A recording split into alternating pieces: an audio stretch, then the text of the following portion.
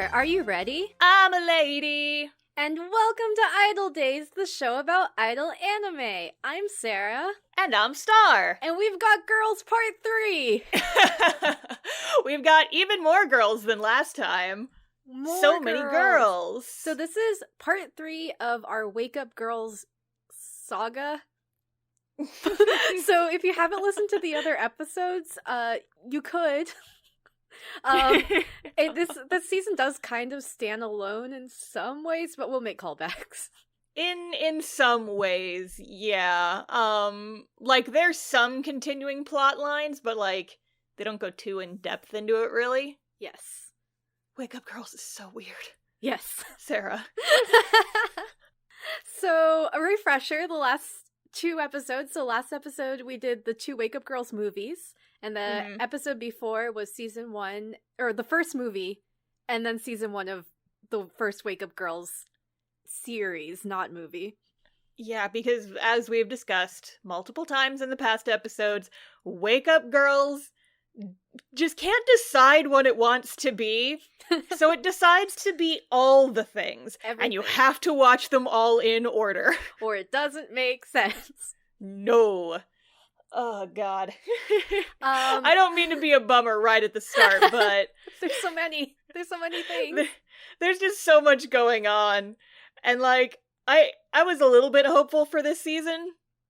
It's like, maybe it's less of a mess than previous portions of Wake Up Girls, but... Oh, man. We'll get there. Yeah. But yeah. So let's just start talking about it, I guess. I guess also a quick summary. Wake Up Girls. The girls in Wake Up Girls, there's 7 of them. There is also the president of the company that owns or manages Wake Up Girls. Wake Up Girls is owned by Green Leaves in the anime. There's a president, there's their managers, Tenge and Matsuda respectively. There is an evil idol cult that is not AKB, totally not AKB. Totally not AKB. Called I1. And I1 has all of these many subgroups, but they also have their main quote-unquote center group. And there was a bunch of drama in the last 2 episodes of iDOL Days that we explained, where essentially it was Wake Up Girls and I1 and a bunch of other idol groups all entering this idol competition, and people winning and or losing. We will see. Yep. And so season 2, what we're talking about now, introduces even more characters. Yep. So we already have I1 Cult, Wake Up Girls, and all the managerial people, and now we get more! We got girls! We got girls!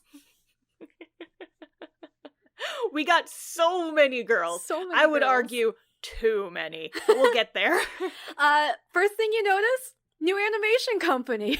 Yep. So the first 3 movies, and then the season, no, or were the mid-quel movies animated by this company? I'm not sure.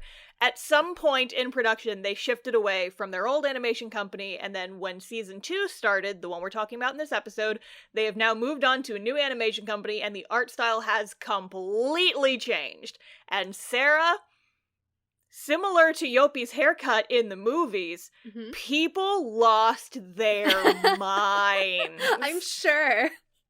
Like, oh my god. Like, I know a lot of, like, hardcore Wake Up Girls fans who were upset by this art style change, because it's so weird looking. Like, everything's so much, like, I would consider it more stereotypically anime. Like, their eyes are so big and shiny now. The faces and expressions are a lot, for lack of a better term, just squishier. They've, like, got more stylized hair highlights that have, like, soft little gradients in them. Yes. And I believe, I'm not sure about this, but I have a gut feeling in my heart that this change was made specifically so that they could replicate it easier in 3D.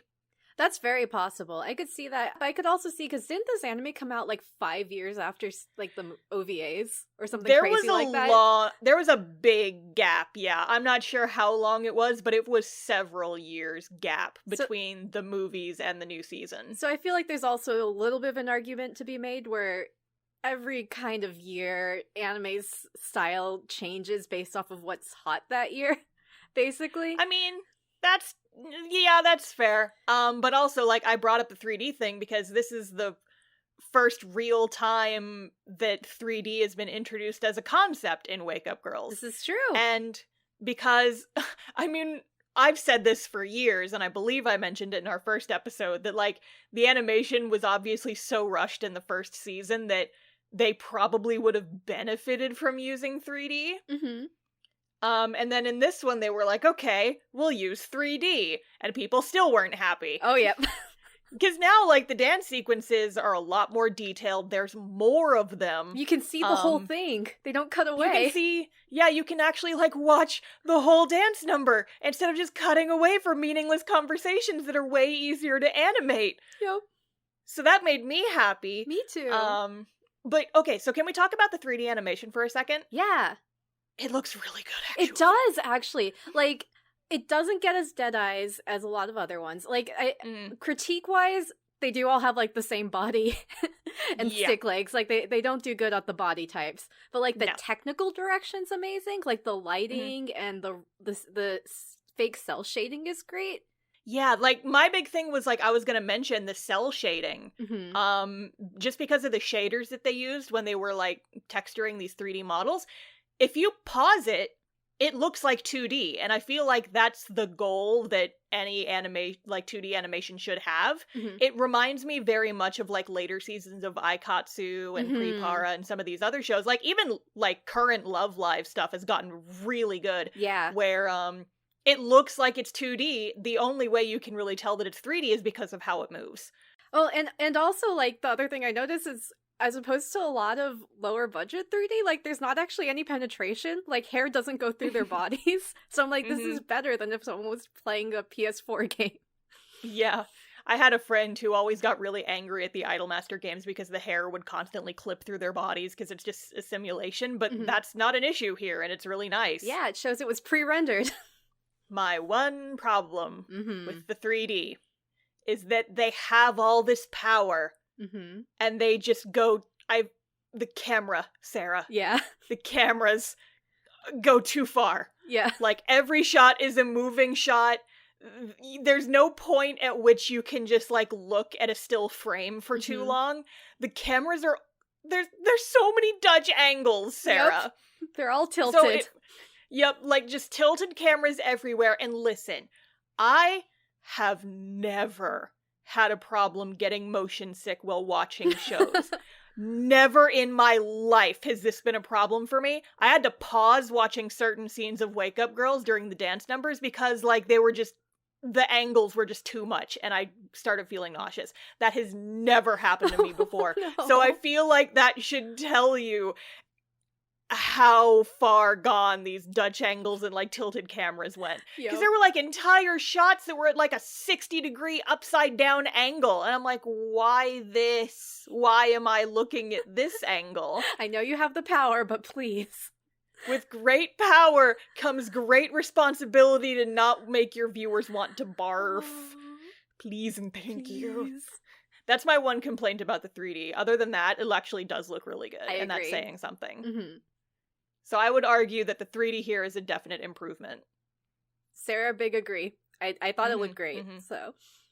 The 2D is rough in places. Just like the other seasons, the 2D Just is like the rough. other season. I would argue it's rough in different ways. Yes. It's definitely rough in different ways, so it's hard to compare the two. I would argue that it looks more polished than the first season. Yeah. But it definitely does have its flaws. I will say it also does the thing where, like, the first few episodes, like, it looks normal. Like, it looks like a normal anime. People are moving normally. And then there's a part, like, halfway through where you're like, oh, they had the same exact problem as before, didn't they? But we'll get Sarah, to when we get to episode 5 and 6, I'm going to talk about how they just stopped animating the show. Yep. But we'll get there. We'll get there. So I think we should actually talk about the show now. Yes, let's talk about the show. So, season 2. It's been a year, I assume, since the last thing we saw, which was the OVAs. It was something like, oh, we had the Idol Festival, and we won that one. But then the next year, I won one. And then, hey, you know what? These Idol festivals we sent a season and 3 movies about, they actually didn't help us at all. Yeah, no, Sarah, that drove me crazy.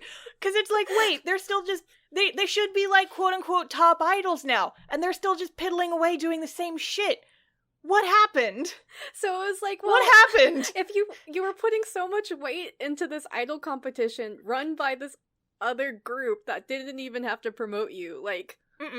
Not even a little bit. Because, like, last time they didn't win the Idol Festival, and they got a freaking contract with this, like, major company. This time they won, and nothing of consequence appears to have happened. Nope. So... like, what's the justification for that? So, basically, last 2 seasons, they don't matter. No! Not even a little! Sarah! Okay, so your point that you made in the first episode and then again in the second episode of our podcast where we talk about Wake Up Girls, about how, like, the plot just doesn't matter at all, and how things have no weight and no consequences. Like, the first movie and the anime, I didn't notice it too much. I was able to just kind of, like, go along for the ride, just kind of enjoy it. It's like, okay, yeah, so, like, things are happening, but, like, it's a show, it's a show. It's, like, not the best show ever, but I'm enjoying this. Watching the movies, it started sticking out a lot more, where things would just happen and there would be no consequences. And then in this season, it is that exponentially worse. And I had to pause the episodes a couple of times just to scream and be like, what about that plot point that you brought up at the start of the episode? Does it just not matter anymore? Are we all just cats and we're just gonna knock this shit off the table because it doesn't matter anymore? And this is the first example. It is the first 15 seconds of this goddamn show.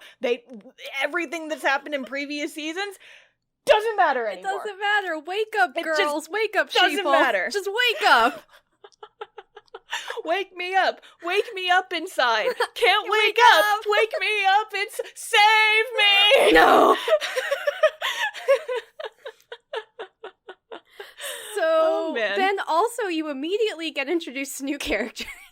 And there are 3 middle school girls. And they are doing a dance cover of Wug songs. Yep. I'll just go ahead and name these girls because they become important. They're gonna be important. Yeah. There's 3 of them. Yes, there's 3 of them. In my notes, I just called them ponytail, short hair, and wavy hair. Yeah.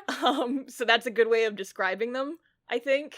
So one's got a side ponytail. She's kind of the leader. One's got, like, kind of a short, like, kind of chin length, like, kind of boy cut hair. And one's got kind of, like, shoulder length, wavy, princessy hair. Yes. And they call each other by nicknames. I wrote them down. It's okay, good, because I didn't. Yeah, the main girl is Hayamaru. The short hair one is her nickname is Achan. I don't know. I didn't write down what her real name is. It's Itsuka Atsugi is her actual name. And then the curly hair one, her nickname is Mochi. Otome is her actual name. I wrote down their actual names and you wrote down their nicknames, so this might get confusing. We're just gonna call them ponytail, short hair, and wavy hair. Yes. At least that's what I'm gonna call them. That sounds great. So, and we'll talk more about these girls. They get developed a little bit, like, as the show goes on. They've got their own stuff happening, but yeah. So we first meet them. They did a dance cover of, which song was it? I didn't write it down. I thought it was 7 Girls War, but I could be misremembering. Yeah, it's one of the Wake Up Girl songs that we've heard before, and they are doing a little dance cover video, and then we cut to the girls watching the dance video, and they're like backstage at TV show recording. And they're like, wow, it looks like we have fans. And I'm like, you guys have been around for 3 years. I sure hope so. I sure hope you have fans. Yeah. Jeez. So yeah, the girls are at a new TV show, and this is, I think, the first time, aside from the sideshow, where we actually get to see all of their animal costumes. Yes, they do. They get to all wear them. Because, like, Wake Up Girl Zoo had come out between this time, and that one, like, they're always in the kigurumis, but this is the first time we've seen them all in the show with their little kigurumi animal costumes on. And they're all cute. They're really cute. And then we cut immediately to the new opening.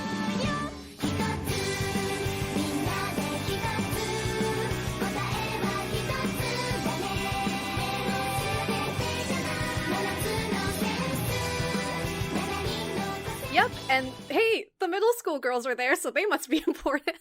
I will say, like, always, though, Wake Up Girls music is fun. Like, I enjoy the music a lot. Good. Yeah, so this opening is called Seven Senses, and it's such a freaking jam. I love it. It's really, really, like, cheery, and it's just good. It's great. The music's great. Yes, absolutely. So one thing I would like to point out is, like, the animation in this opening is just, like, super lively. The characters are moving around, like, constantly. The song is great. And then this is our first scene where we see the 3D that they started using. And the 3D, like, so yeah, I just wrote it here again. Like, the 3D isn't bad. The outfits are cute. But one thing I would like to point out is that at this point, Yopi's hair has grown out into kind of like a chin-length bowl cut, kind of, just short hairstyle. And it is even harder to tell Mayu and Yopi apart now than it was in the first season. Yeah. So once again, anime producers, your plan has backfired. And Mayu doesn't have the weird long in the front and short in the back anymore. So she's a little bit more evened out too. Her hair changes colors, because in the first the first season in the movies, her hair is kind of like this desaturated dark brown color. Definitely not black. Definitely visually it is brown. It is now black in season 2. Very like, kind of like grayish black. And then Yopi's hair is a dark blue. So you did exactly what you should not have done, character designers for this anime. You changed this so that your characters would be easier to tell apart. You have done the opposite of that. You have made them even harder to tell apart. How do you feel about that? Look at your actions. When will you learn? When will you learn that your actions have consequences? Unless you're a character in Wake Up Girls. So, I guess the first scene after credits, all the girls find out that they're gonna be on this TV show, I think. I don't know if it's a reoccurring program or not, or if it's a special. Like a song stage. Song stage. So, I1's also gonna be there, so they're like, oh, we'll be there, we'll see I1, we'll be on the same stage again, how nice. But because they're gonna have a new performance, they're like, let's go try on our costumes and see if we're ready for soundstage. And they're not. And they're not. They're like falling apart. Some of them don't fit. It's also like, did you guys not do any performances in the last year either? Guys, hey, so what have you been doing during your hiatus? What have you been doing? Hey, guys, have you just been sitting waiting for the anime to start back up? But basically, they're like, hey, can we get new outfits? And Matsu's like, I don't know. And then Tenge's like, yeah, sure. And then they get new outfits, so that wasn't a big thing. Yeah. So, I would just like to say, rip in pieces ugly yellow outfits that Sarah loves for some reason. They shall rest in the ground where they belong. Though I will say, I mean, we don't see the new outfits yet, but the new outfits are really cute. Yeah, I like all the outfits from this season. A big agree. The cute. So I want to, like, kind of go back in time a little bit, because, like, so the first couple seasons, we got a lot of skip around, where, like, you'd see, like, a 30-second scene of what these people are doing, and then a 30-second scene of what these people are doing. And so it's kind of hard to talk about in sequence, but there are a couple things that I want to, like, backtrack and mention that happened. So we get a recap of the movies. Right. Really quick. And then the TV producer for their show that they're working on talks about how I1 is apparently having money trouble, which is something that we saw a bit of during the mid-season movies, and is apparently shutting down their theater in Sendai. Yeah. And so this is kind of the writing on the wall that I1, the rival idol group, is having money problems. Dun, dun, and this will be a theme for the rest of the season. Yes. There's something with their old outfits.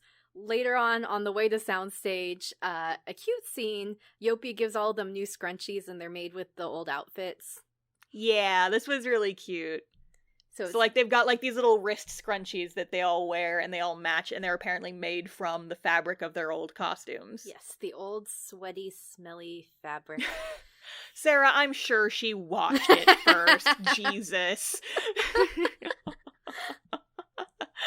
Oh, also, I wrote in my notes, R.I.P. ugly candy canes. No, they're so cute.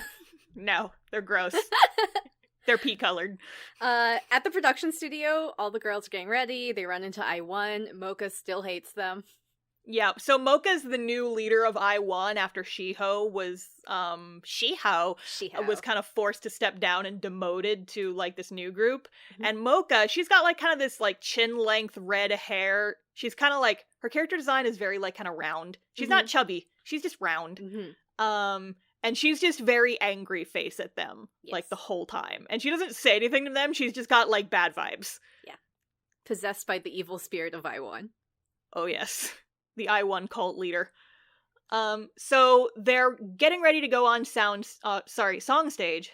And they're like backstage, they're about to go on, and Irie, normal type Pokemon, normal girl, realizes that she forgot her scrunchie, and she runs back to the dressing room to get it. Because it's that important. Because it's that important, yeah. It's not like everyone else could just take theirs off, so that they still match.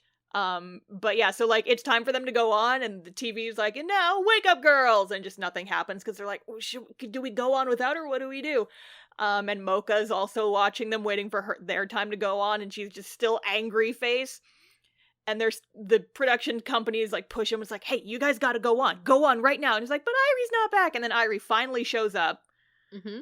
She's got her scrunchie, and they all go on. And then they get asked about this when it's their turn on this talk show. It's like them and I-1 and a bunch of other idols like sitting on stage taking turns answering questions. And they like give this little speech about their scrunchies and has like, we all match and it's cute because we're friends. Yep. But then after they have their interview, we get the first performance. Yeah, and so this is more 3D, similar to what we saw in the opening. And this is the first time we've ever seen Seven Girls War fully animated. The whole thing, no cutaways. The whole thing. I'm so happy. My star heart has been appeased. Thank you. But yeah, again, like lots of weird angles, like really extreme Dutch angles, which is like the tilty camera. A lot of shots that are just kind of unflattering for the character models. But the shaders they used on the models are really nice. And like I said before, when you pause it, it looks like it's 2D. It's awesome. It's great for iDOL 3D. I'd give it like a B+ or an A-. Yeah, I would go A-. I think it's pretty darn good. Yeah. Is good. I feel like we just like need to make a page on our website where we just talk about our different ratings. It's true. For iDOL Anime 3D. After their performance, however, Mocha's like, hey, y'alls are unprofessional amateurs. I don't want to be on the same stage as you if you're gonna act like this. Yeah, she specifically says stop acting like newbies. Yeah. And which, like, honestly, yeah. And then Irie gets sad about that, but then all the girls are like, oh, that's your charm, and they're all happy, and there was no consequence for that. No. Aside from getting yelled at. Aside from getting yelled at by Mocha. So now it's time for the Fanboy Club! They're back! The return of the Fanboy Club! So Wake Up Girls has a Fanboy Club, you will remember from our first couple episodes. It's like, the leader is their very first fan, and he's got like a handful of lackeys who just kind of like hang out and scream about Wake Up Girls in this local cafe. Yep, very loudly. Yeah, they're for this season, they're kind of our exposition. Yep. For what is going on in the Idolverse. And so what we find out in the scene that apparently several like smaller idol groups have disbanded. Even I-1 is in decline, so we get a bit of that again. And Wake Up Girls is still very indie and not really well known outside of Sendai. Yes, so they're like, ongoing, we're gonna do whatever we can to help Wugchan. And then we cut back to the girls. They're on the bullet train sleeping on the way back to Sendai. And the president, you see, she's like on a phone call in between train cars. And then she comes back and then tells Matsuda that, hey, guess what? We're doing a national tour, and I booked Sendai Stadium, which I guess is a big stadium, because it's got the word stadium in it. And you're like, I sure hope you're making a good business decision. Yep. Sure seems like it's debatable, but we'll get there. Episode 2! So, pretty much immediately, a new big change. Ooh. Hey, Sarah, can I talk about the opening real quick? Yeah, talk about the opening real quick. Yeah, because, like, this is just a little tiny detail that I noticed, but I thought it was really cute. So in the first episode, the opening, like, when they're just the part before the chorus is just like little individual scenes of all the girls like doing chores or whatever, but the backgrounds in the first episode are a bunch of different, like, just little geometric patterns and cuteness and stuff. But starting in episode 2 and continuing for the rest of the season, these shots actually have backgrounds, and it's of the Wug house that they're about to get in this episode. Yeah, they get a hype house. Mm-hmm. A hype house. So the new announcement for episode 2 is all of the girls are getting moved into a dorm. So they get their own hype house. Yeah, it's not a quote-unquote dorm like you would think a high school dorm. It's like a house. It's a hype house. It's like a 2-story house. Mm-hmm. It's a hype house. And they're like, Tengei's like, yeah, we're gonna move you guys in here so that you can get ready for your national tour and all these other things. And the girls are like, wait, rewind, tour? ? And she's like, yeah, I got you guys a tour. Didn't I tell you in the last episode? And everyone's like, no. We were asleep. We were sleeping. And she's like, okay, fine. You're getting a tour. There's the announcement. So they get all excited about the tour, but then they also realize, and Tengei points out, that they need to work really, really hard to make sure that they get more fans so they can fill up Sendai Stadium. Mm-hmm. So her plan for that is that the girls are going to start doing more solo work to try and promote themselves. And this is part of the dormitory plan, is because, like, this is sound logic, I think. Yeah. If they're doing more solo work, they're going to have less time to, like, see each other and bond. And so them moving together is like a convenience thing. And also it's how they stay connected with each other, is they just see each other all the time when they're not working. Mm-hmm. Which, like, that's sound logic. I can agree with that. I think that makes sense. It's also fewer backgrounds that the animators have to draw. Yeah. So they do move into the dorm, and this is when we meet a new character. It is a cat. Mm-hmm. Mm-hmm. The most important character. He's a big chubby cat. His name is Mm-hmm. Zunda. Yeah. He's sleepy all the time. Yeah, and you just kind of see this cat in the background all the time. Is their unofficial mascot. Yep. Also, I realized in this episode that Nanami has like a flesh fang. Yeah, she does now. She has that anime visual trope that I hate, where she just has a flesh fang. Why can't just do a teeth fang, guys? It's bad teeth, but it's better than a flesh fang. Just draw one more line and color it white instead of flesh. Yeah. Please. Please, I beg you, anime. Like, I was freaking watching clips from the new Higurashi this afternoon, and they also do the flesh fang, and I'm like, I guess you guys can get away with this because it's a horror anime, but it still looks so bad. Why with the flesh fang? I would prefer bad teeth than, like, a flap of skin in some ways. I hate the flesh fang so much. Why has this become a trend? I hate it. Like, I can tolerate a lot of shit visually in anime, but the flesh fang is just so hard to look at. We found Star's personal, like, no. Just flesh fang. No, I don't like the flesh fang. I can't do it.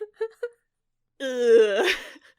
Anyways, the next thing that happens this episode is the first, I guess, now it's a duo, so it's not a solo thing, but the first duo that's getting their own self-promotion thing are going to be Minami and Kaya, and they're going to be on a food show. Yeah, so Minami is little bitty baby pigtails, who we were wrong in the previous episode. She is apparently not the youngest. Nanami is. Yeah, I didn't know that. Yeah, because we both thought she was like 12, and it turns out, no, Nanami's even younger. And I'm like, wait, what? But she's, okay, I guess. They're both the smalls. The smalls, yeah. But yeah, so Kaya, forehead, and Minami, baby child with the pigtails, they go on a food report.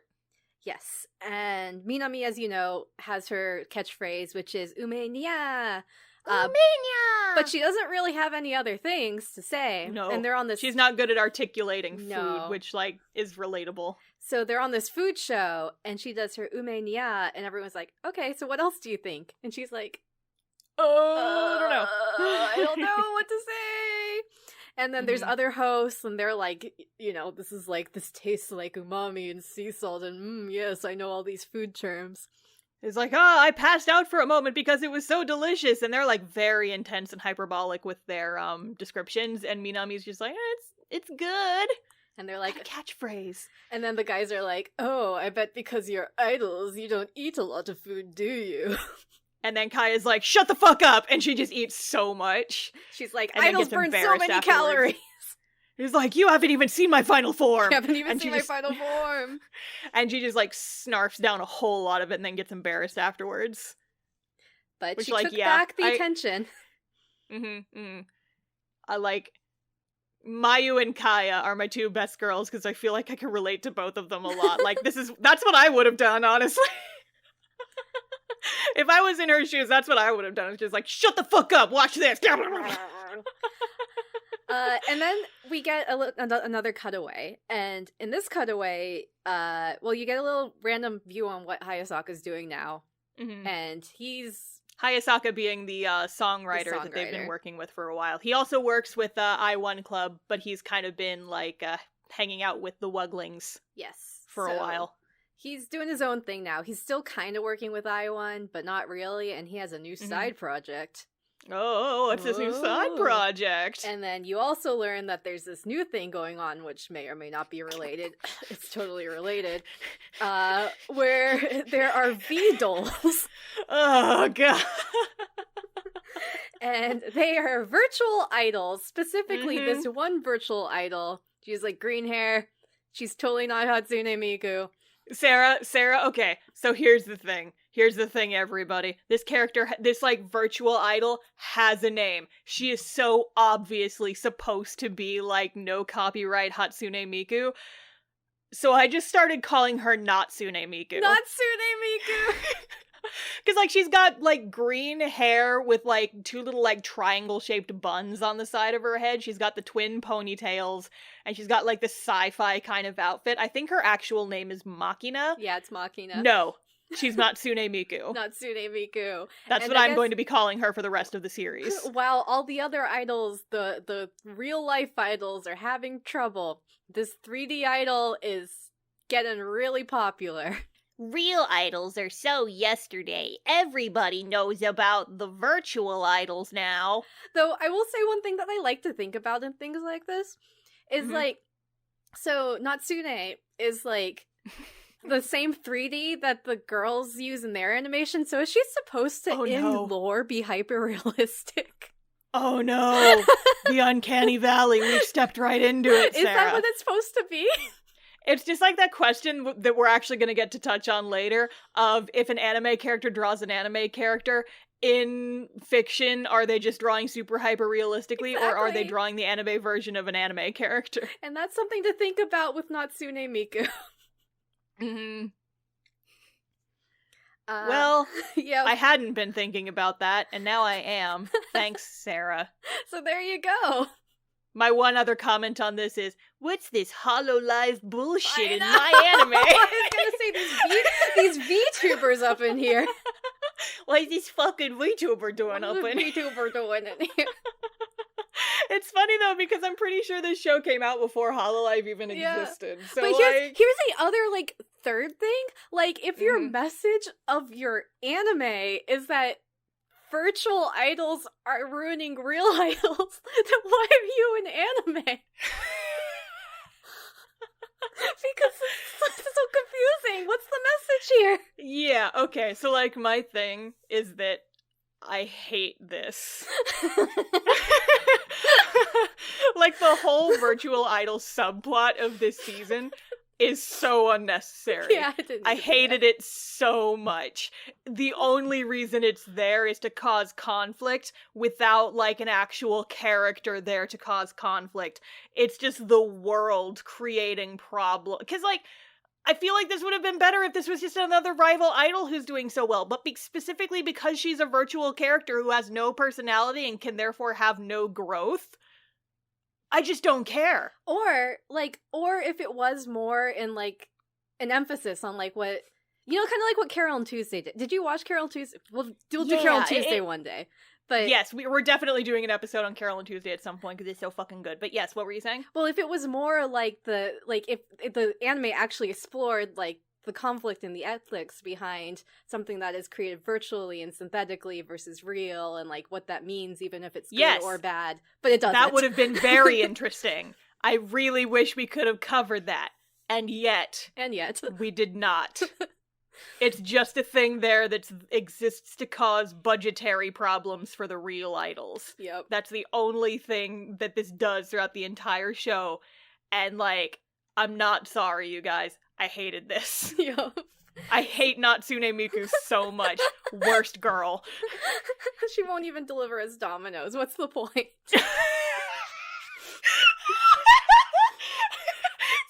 but have you seen that ad? Yeah. Like the president of Domino's is like, Hello everyone, I'm Scott, president of Domino's Pizza. Have you heard of Hatsune Miku? have you heard of Hatsune Miku?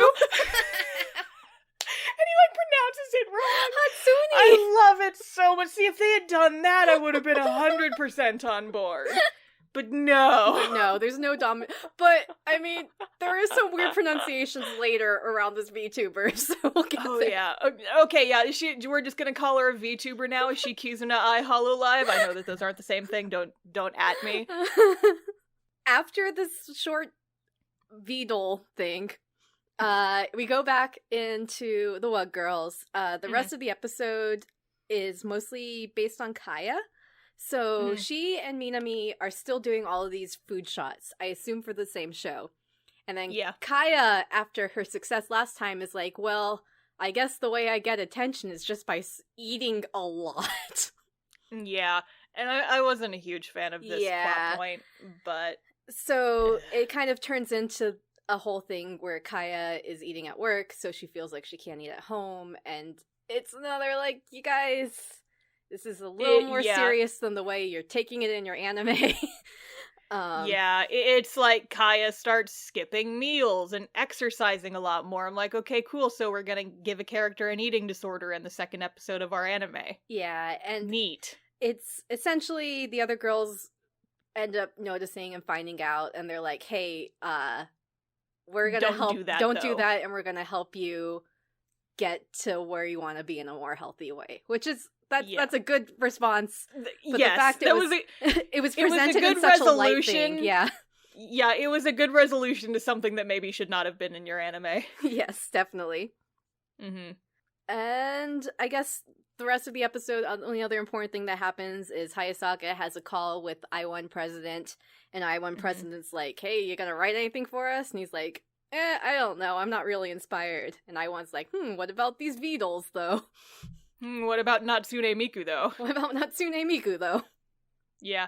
Oh, so there's one other scene that I wanted to talk about real quick because we kind of skipped over it. So we see the new trio of babies like at least once an episode. And so their scene in this episode is they're like watching to school and talking to each other about like, hey, did you see that food show that Wake Up Girls was on the other night? And some other students overhear them and is like, who's Wake Up Girls? Virtual idols are all the rage these days. Let's look at Natsune Miku here. Anyone want to go and get some Dominoes? Hey, Domino's Pizza, sponsor our podcast. Episode 3! 3. So this one, now we're going to have more of the Wake Up girls. They also get their solo or duo work. So there's new solo and duo work.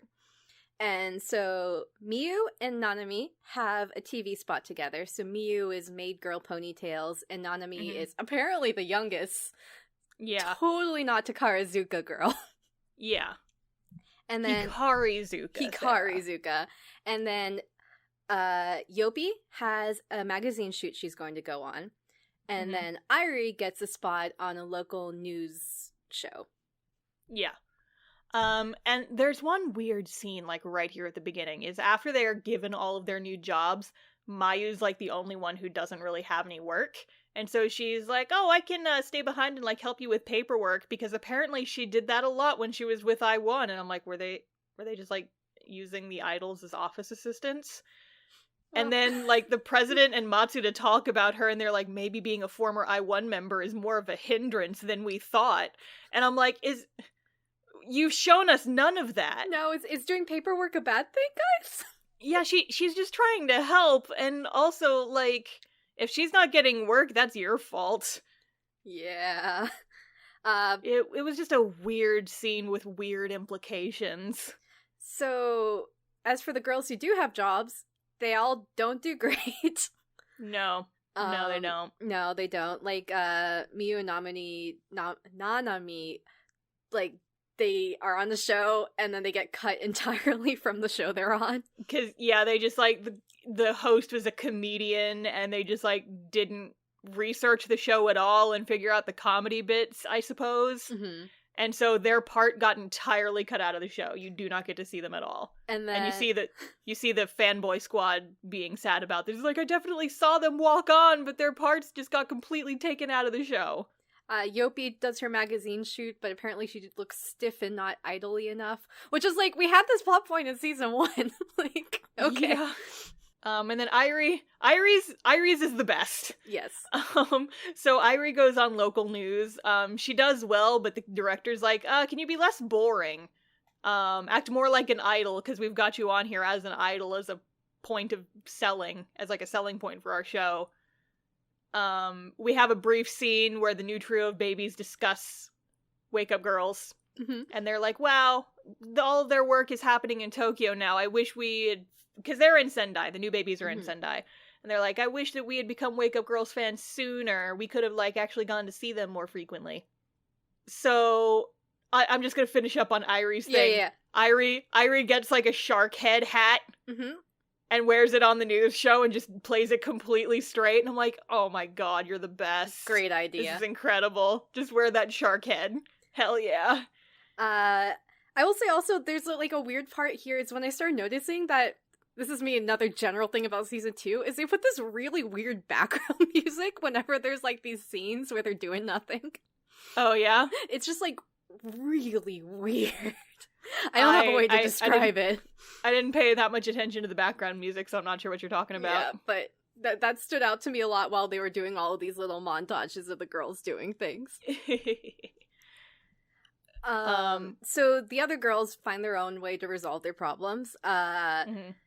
Kaya starts writing a food blog because she had the whole thing with the food last episode where she's just writing like, oh, here's some of the recipes I have that are healthy, and here's some of the things she's I like about the show.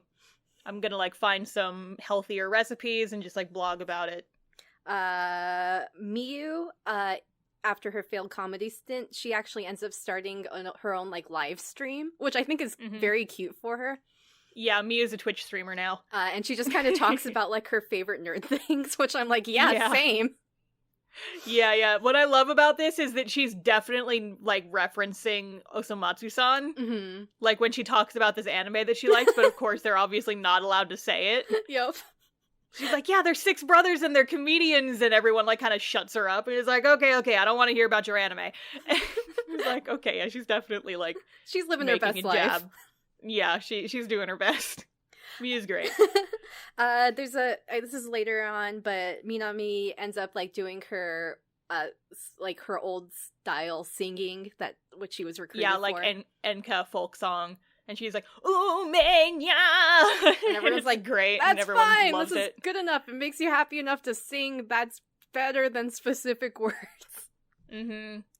I was moved to song.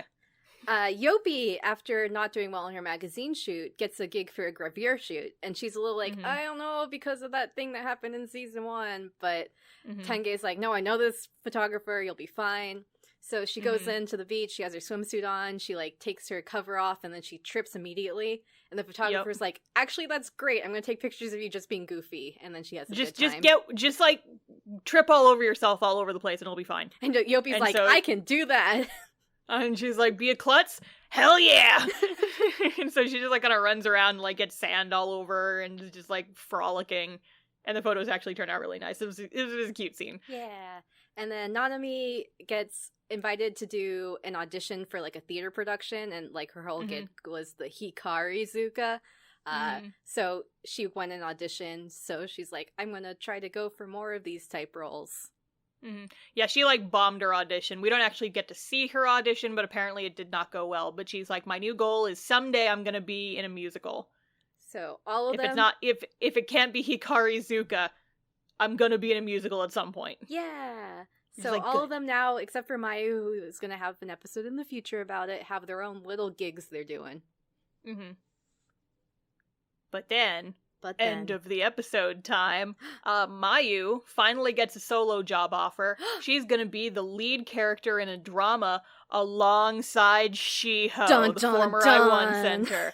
Dun, dun, fucking dun. Or like as the ending of Wake Up Girls goes, boom! Yeah, every single episode leaves off on a cliffhanger and they play like this really loud sound effect when the to be continued screen pops up. Freeze frame. Yeah. So episode 4 is like entirely about them filming this drama. Yes. And the drama basically is Mayu and Shiho are both like the main characters. And Mayu is like the sporty type girl, and Shiho's character is like the quiet, reserved type, and they both like the same guy. And that's like the drama of the drama.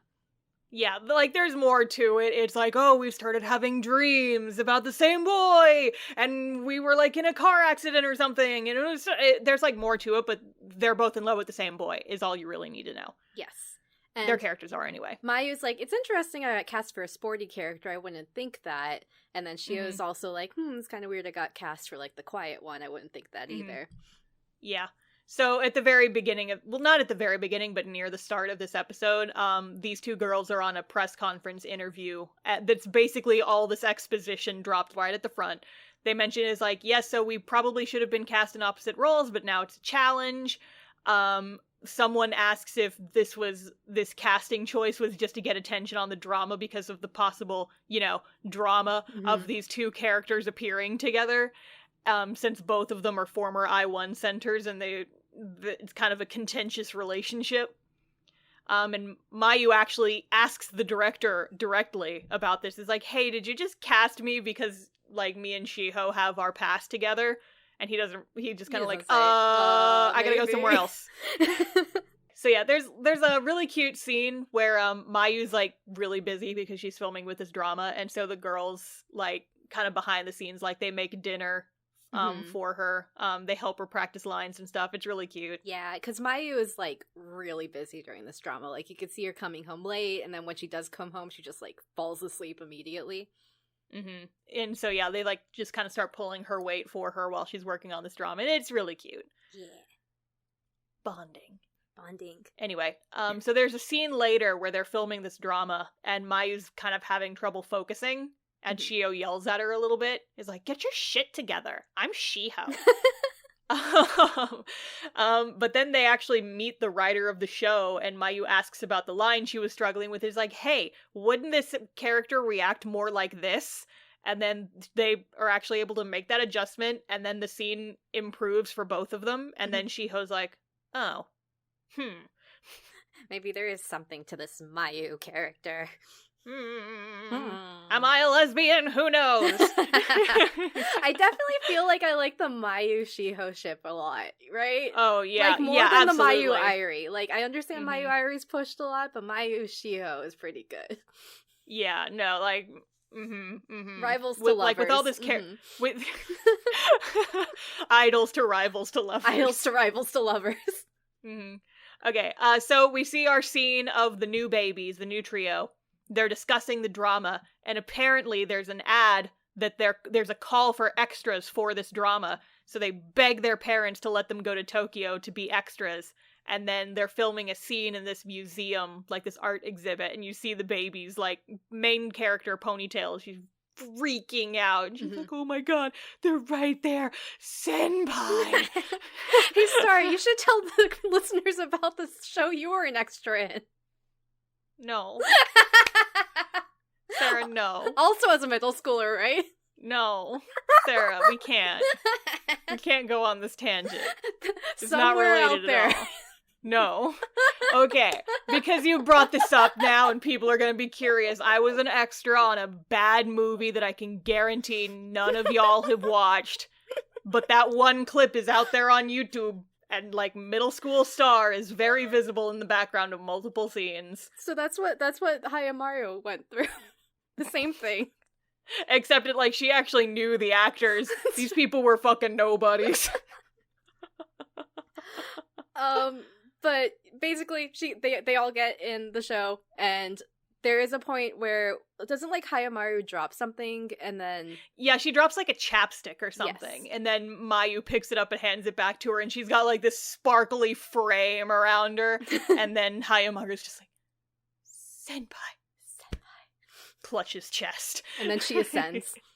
Yeah, she just goes to heaven and then we never see her again. Rip. No, she's fine.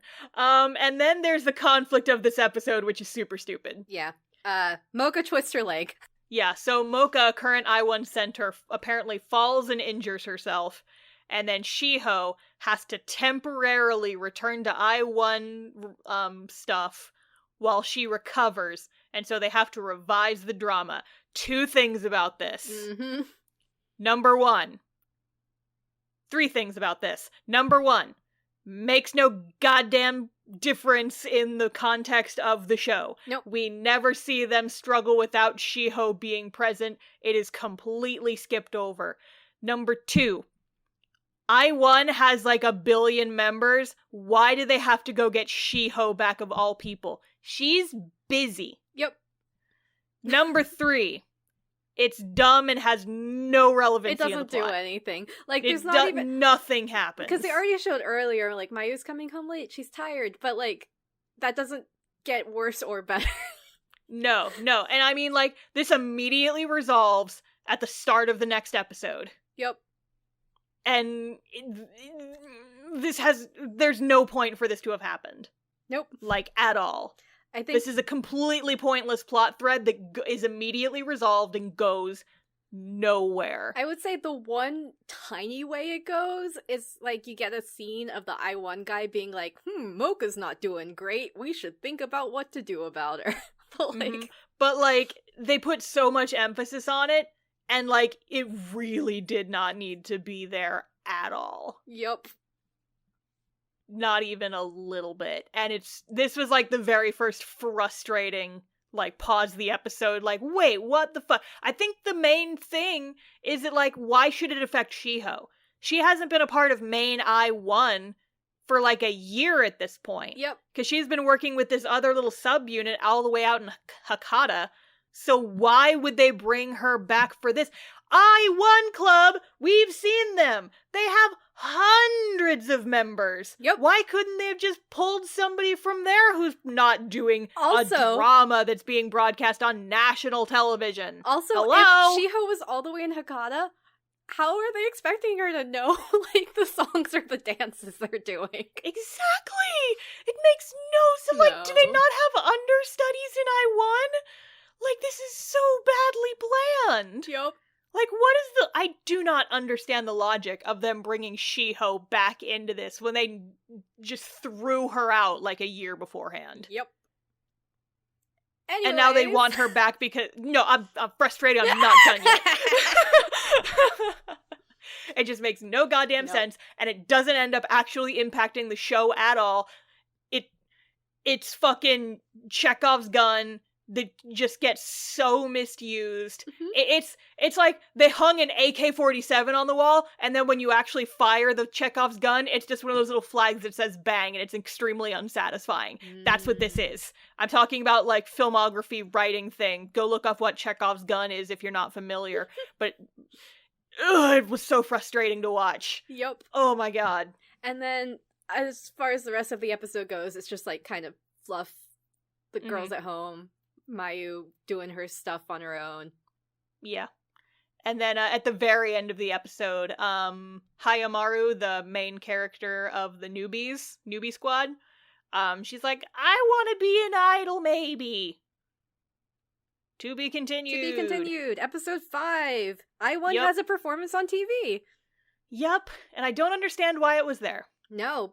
It's about friendship, so it's like, good luck with that, Mocha. Yeah, right?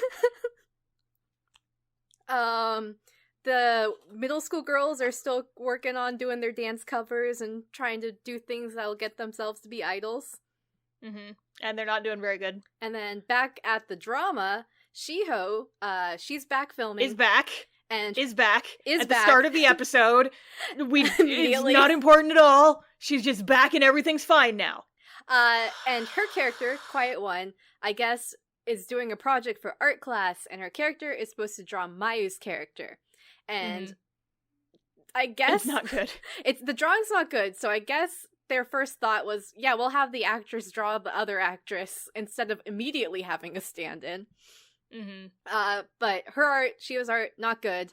So they're like, we're gonna have a stand-in for here. But apparently at some point, like during the drama filming, Shiho hired an art tutor so that she could, like, change this and actually get her art used in the last episode. Yes, so she's like, please, please, please, let me do this for the last episode. And they're like, as long as it's good enough. Which is also like, she's got to get her style to match too. So at that point, she's just copying, which at that point, why does she have a tutor? She could just copy the art. Just trace it, baby. Just trace it! Yeah, so at some point,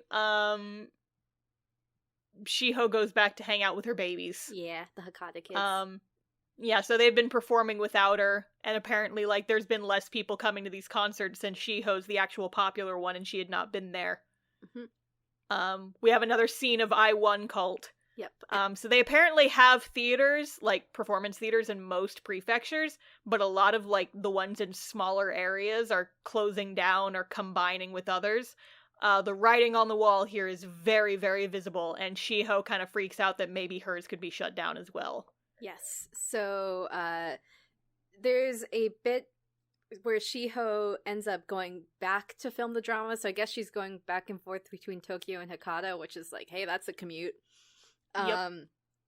But she's doing her lines, and then she's struggling because she's like, her character is supposed to be like, I'm gonna sacrifice and not love this boy so my best friend can love this boy because I love my friend.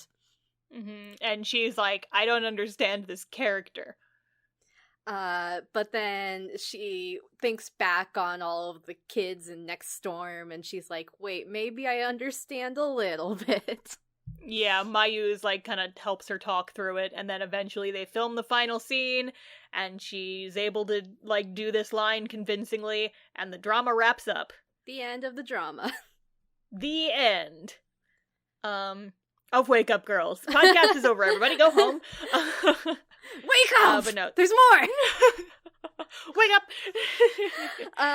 But yeah, so one more thing for the drama is that at the rap party, Mayu's talking to the director again, and he finally does admit that he's like, yeah, we initially did cast you for the drama because of, like, the drama with Shiho. We thought it would, like, bring some attention, but you were able to grow into the character and succeed despite that, so good job! Good job.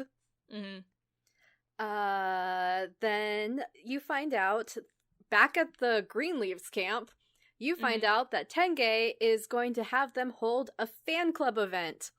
Yeah, because, like, so, like, idol fan clubs in Japan are kind of, like, a big thing. Mm-hmm. It's, like, a paid membership type thing, from what I understand. And so they'll occasionally do events like this. I don't know too much about it, that's just kind of, like, my base knowledge. Yeah. And so they decide that what they're going to do for this fan club event is they're going to do a bus tour around Sendai, where they're going to get a bunch of buses, put a bunch of people on this bus, drive around to different parts of Sendai, and, like, do a bunch of, like, little events at different tourist attractions. Also, so they, at the end, there might be, like, a little sleepover or something. So it's like a full day event. It's not like a short thing. Yeah, it's like an overnight trip. Middle school kids say they're going. So you'll see more of them soon. Yep. Other news at the end of the episode, Twinkle says that they're going to have a new album soon. Yeah, Twinkle being the songwriters that they worked with for the first season. The iDOL is having a new album soon. Natsune Miku. Natsune Miku. Hayasaka's writing another Natsune Miku song. And therefore has not written any new I-1 songs. And then we get a short scene of the I-1 cult where they apparently fail once again to reach 1 million sales, which we've seen in previous incarnations of, like, that was easy for them. They were always hitting 1 million sales every time they would put something out, and now they're just plummeting in sales, and so they're like, what do we do? Dun, dun, dun, dun. But Sarah, I want to talk about this episode, because this was the point where they just kind of stopped animating. Yep. So, from a screen design standpoint, if you just, like, actually look at this show, like, if you mute this show and just, like, this episode, and just look at the shots they're using, more than half of this episode was just stills of backgrounds with character voices laid on top. Yep. This was a drama CD almost. Was this the one where they had, like, the pile of books with the conversation? Because that one was one of the funnier ones to me. I don't remember specifically, but I remember there was a long conversation between Mayu and Shiho where you're just looking at a building. Yep. And they're presumably in the street in front of this building, but you don't see them. You just see the building. And, like, when characters are talking, they're facing away from the camera. And then when so, like, you have your basic two shot, right? Where two characters are standing across from each other, they're looking at each other, and they're talking to each other. And, like, you have over the shoulder shots, so that, like, you're seeing the back of one character's head when you're looking at the character who's speaking. And then when the other character speaks, the camera reverses, and then you see over character A's shoulder while character B is talking. And for this, they completely flipped it. So when Shiho's talking, we're seeing the back of Shiho's head. Yep. And then when Mayu starts talking, we flip the camera so we see the back of Mayu's head. I'm like, this is so backwards. You guys just didn't want to animate this. And then also, just from a not as much screen design but animation perspective, this is also where they started doing a whole lot of really short cycles. So, like, they would have, like, the same, like, 3 drawings or 3 frames of animation, and they would just repeat it, like, on loop for, like, a long shot. Yes. Like, I think there was one, I'm not sure if it's in this episode or the next one. I think it was this episode where all of the girls are, like, at rehearsal, and it was a short scene, so neither of us cared about it enough to talk about it, apparently. But, like, you just see the Wake Up Girls, and they're, like, all from behind, and they're digging through their bags, but it's just, like, the same 3 frames of them moving for, like, 30 seconds. Yep. It's so weird looking. So this production company is also having trouble getting their stuff done in time to air. Apparently, yes. This is just a curse that Wake Up Girls have, but instead of having just, like, just all super bad animation and wonky faces, they decided this time they just weren't gonna animate their show anymore. Yep. So, like, I think this show is cursed, Sarah. I think Wake Up Girls is just cursed. It's either cursed or maybe the Wake Up Girls management is the same as Tenge, where they're just like, we're going to pay as little as possible money-wise. Something like that. Yeah, there's something going on behind the scenes of this production, because, like, damn. Yep. It was wild. And that continues. It gets worse. Episode 6, it's time for the fan tour. Bus tour! Pachoo, pachoo! Pew pew! So, all the fans are there. They're getting ready for the bus tour. Middle school girls are among the fans. Oda is not. Yeah. It's mentioned later. Yeah. Uh-huh. But, I guess just we'll mention it now. Later on, he's like, yes, I wanted to preserve the separation between fan and idol. And then, like, all of the other, like, not Oda, like, the other people members in his little tiny group did go up on the tour. All the other members of Fanboy Squad were there, and he gets so mad at them. So I thought that was funny. That was later, but he's not there. Yeah, it was a good little bit. Anyway. But the other big news while they're getting ready, Minami, like all the other Wake Up Girls, the other 6, are already good to go. Minami apparently has a show that she's supposed to be on. It's a food show, but the chef is just taking forever to decide what he wants to make, so she's gonna be late. Yeah, so she gets held up at her job for the day. We also follow the middle school fans. They're on the bus. They're looking at all these sweaty otaku men, and they're like, wow, we really are different here, aren't we? And then from behind them are some other girls, and they're like, oh, hey, you guys look like middle schoolers. We're high schoolers, but we love Wake Up Girls, and we especially love Minami. Yep. And you're like, something's gonna happen with those 2 plot points presented immediately after each other. Yep. So then we get the first thing that they do is they all go to the zoo. Which I really loved this. I thought that was a great fan event. So basically, the girls all dress up in their kigurumis, like their little animal outfits, and they have like a hide and seek stamp rally. So the fans have to run around in this zoo and find each of the members, and when they find them, they have to give you like a little stamp, and the goal is to collect all the stamps. And so you just see like this kind of montage of all the girls trying to hide from their fans, and they're hiding very poorly. And when they get found, they run. And it was just really cute. I really liked this episode. Yup. When the middle schoolers find Mayu's like, hey, weren't you on that, weren't you an extra in the shoot I had? Mhm. And then Hayamaru, and she's like, oh, Senpai remembered me. Senpai remembered me. Ah! And then after the zoo event, the other events happen. They're just shown in quick Little montage form. not even animated, just still frames. Yeah. But Minami still hasn't shown up. Yes, apparently this chef really can't decide what to do. Yeah, you just see him, like, hovering over this giant fish. He's like, I just don't know what I want to do with this fish. And Minami's like, I have places to be! I haven't eaten all day! And I've got stuff to do, old man! So at this point, they are all at their final destination. They're at, like, this inn/hot spring. Mm-hmm. And the girls are supposed to have their final concert and then their little fan meet and greet. Mm-hmm.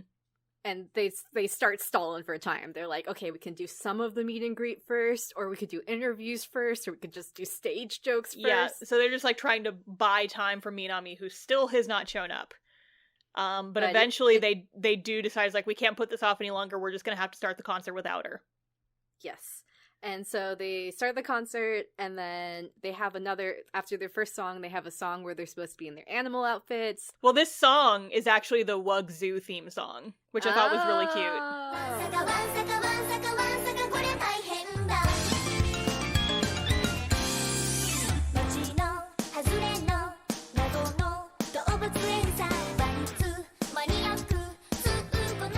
So they're in their animal outfits for Wug Zoo.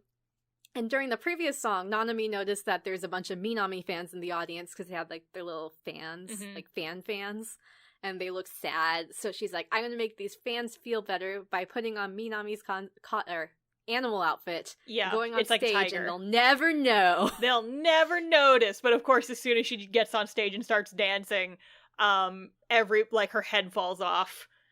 And everyone's like, is that Nanami? And Nanami's like, no, I'm Minami! See? And she puts the head back on, and the audience is a little bit weirded out, but then they're like, yeah, this is fucking funny. Go, Nanami! And therefore convert some of the Minami fans. They're like, oh, Nanami's cute, too. Yep. But eventually Minami shows up in time for their announcement of the album release that's going on with their tour. Mm-hmm. And everybody's so excited. Yay. But that's not the end of the episode. No, the rest of the episode is a really awkward it was so, like, painful to watch. It was so painful. So essentially, it's the end of the day, everyone is sleeping over at this inn, and the middle schoolers are like, hey, let's just go and chill somewhere. Let's go walk around this giant inn for a while. And Ponytail Baby gets lost. But then she stumbles upon the Greenleaf's green room, and she sees the Wake Up Girls' mascot character animal outfits. So she goes in, tries to take a picture, but then Mayu hears someone rustling around in there, and is like, oh, who's in there?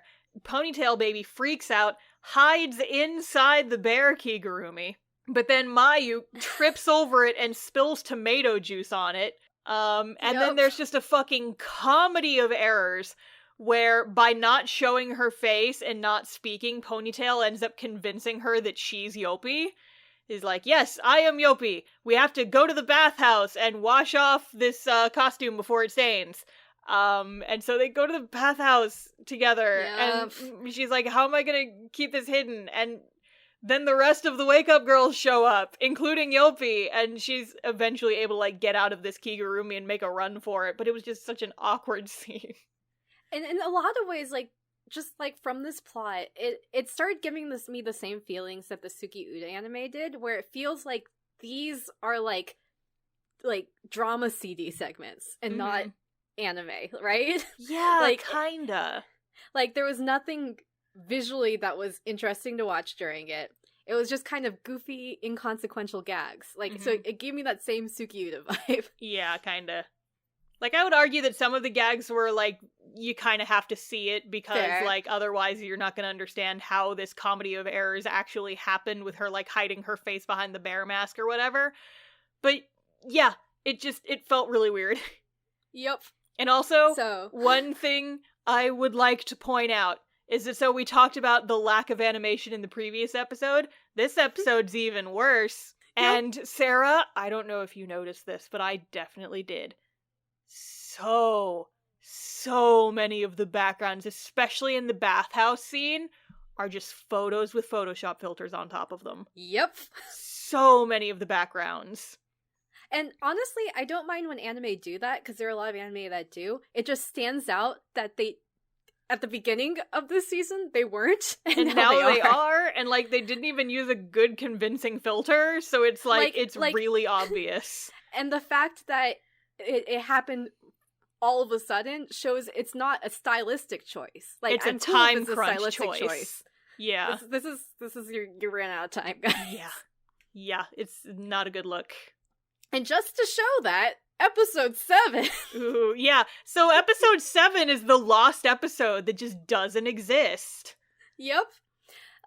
Because apparently, this is all the rumors I read were like, the animation company ran out of time, so they just had the Wake Up Girls, the real life ones, live action, just recap on film season so far.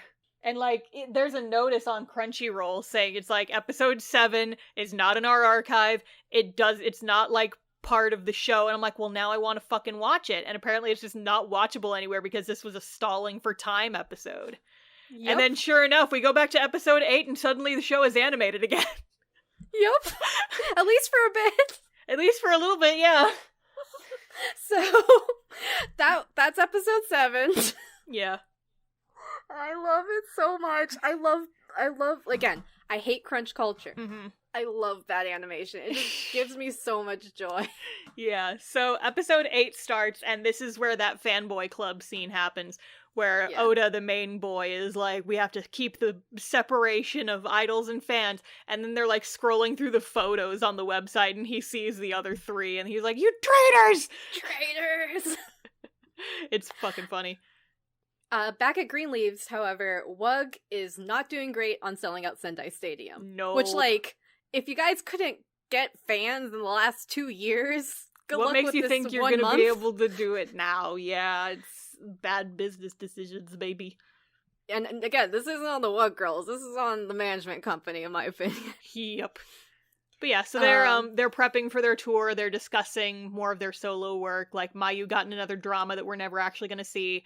Kaya's a regular on an animal show now that we really only see in little tiny snippets. Miu's web show is doing great. Then other bad news, in addition to not selling out the stadium, iOne announces that they're going to have a Christmas concert in Tokyo. On the same day, yep. Because apparently just things happening on the same day is the curse of Wake Up Girls.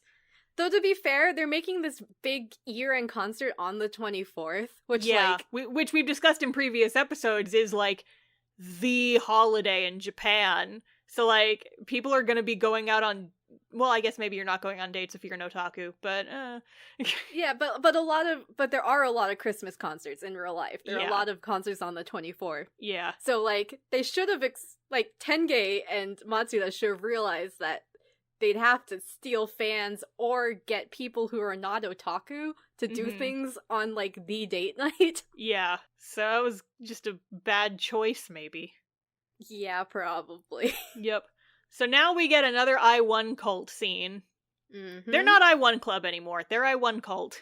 That's what I'm going to call them. So apparently, in order to shake things up, they're forming a new main, center unit, and they're getting a new center for the center unit, which basically means that Mocha's losing her position.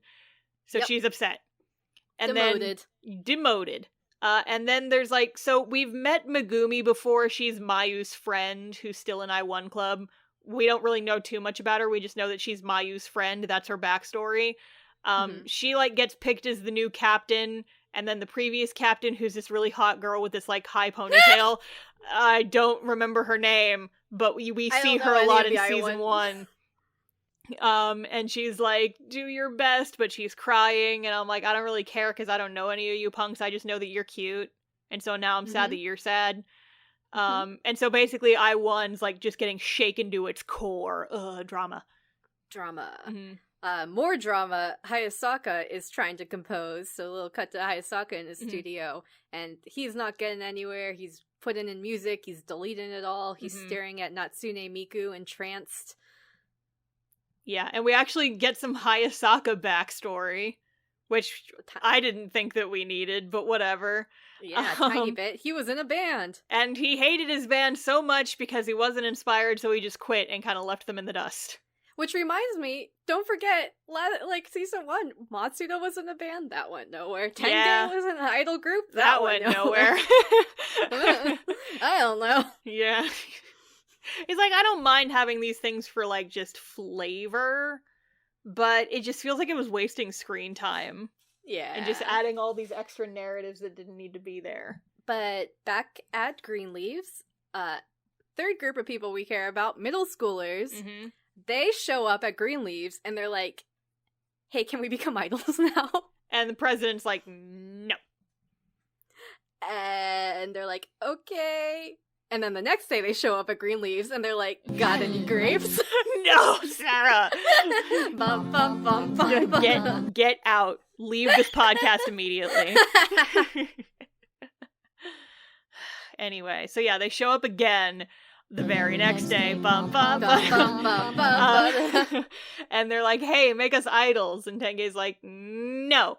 Or no, like Matsuda is like, I can't make you idols right now. I have to go pass out these Wake Up Girls flyers. And the girls are like, we'll pass them out. And then they steal all the flyers and go like try to pass them out at the station. And they're too wimpy and everyone ignores them.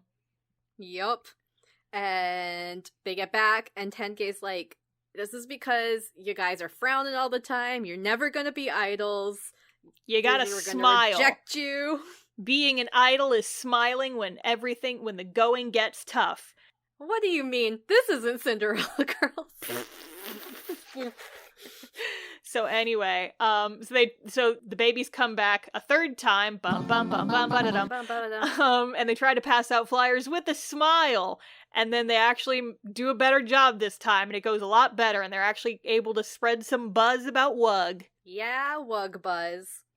And then, I guess, after doing a good job, Tenge's like, well, I will let you be here at Greenleaves as trainees who are not paid. Yep. Your interns. Your My idol interns. Doesn't write up a contract because we know Tenge. She's just like, unskilled labor, unpaid labor, here we go. Yep. And then, like, the very end, the cliffhanger of this episode is that Shiho gets called back to Tokyo and is told to abandon her Hakata babies. Dun dun dun. Dun dun dun. Episode 9. Episode 9! Matsuda and Tenge are like, oh hey, we have that album coming out, we need new music. Yeah, okay, Sarah, here's another frustrating thing. Because remember, at the end of the second movie, where they had that friend who wrote Beyond the Bottom for the group, and then they were like, hey, do you just, like, want to come on and write for Wake Up Girls from now on?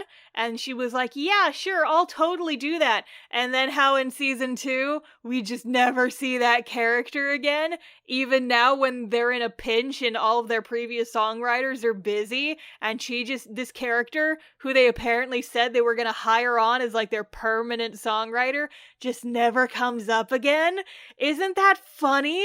Doesn't that just make you just so satisfied with the narrative, Sarah?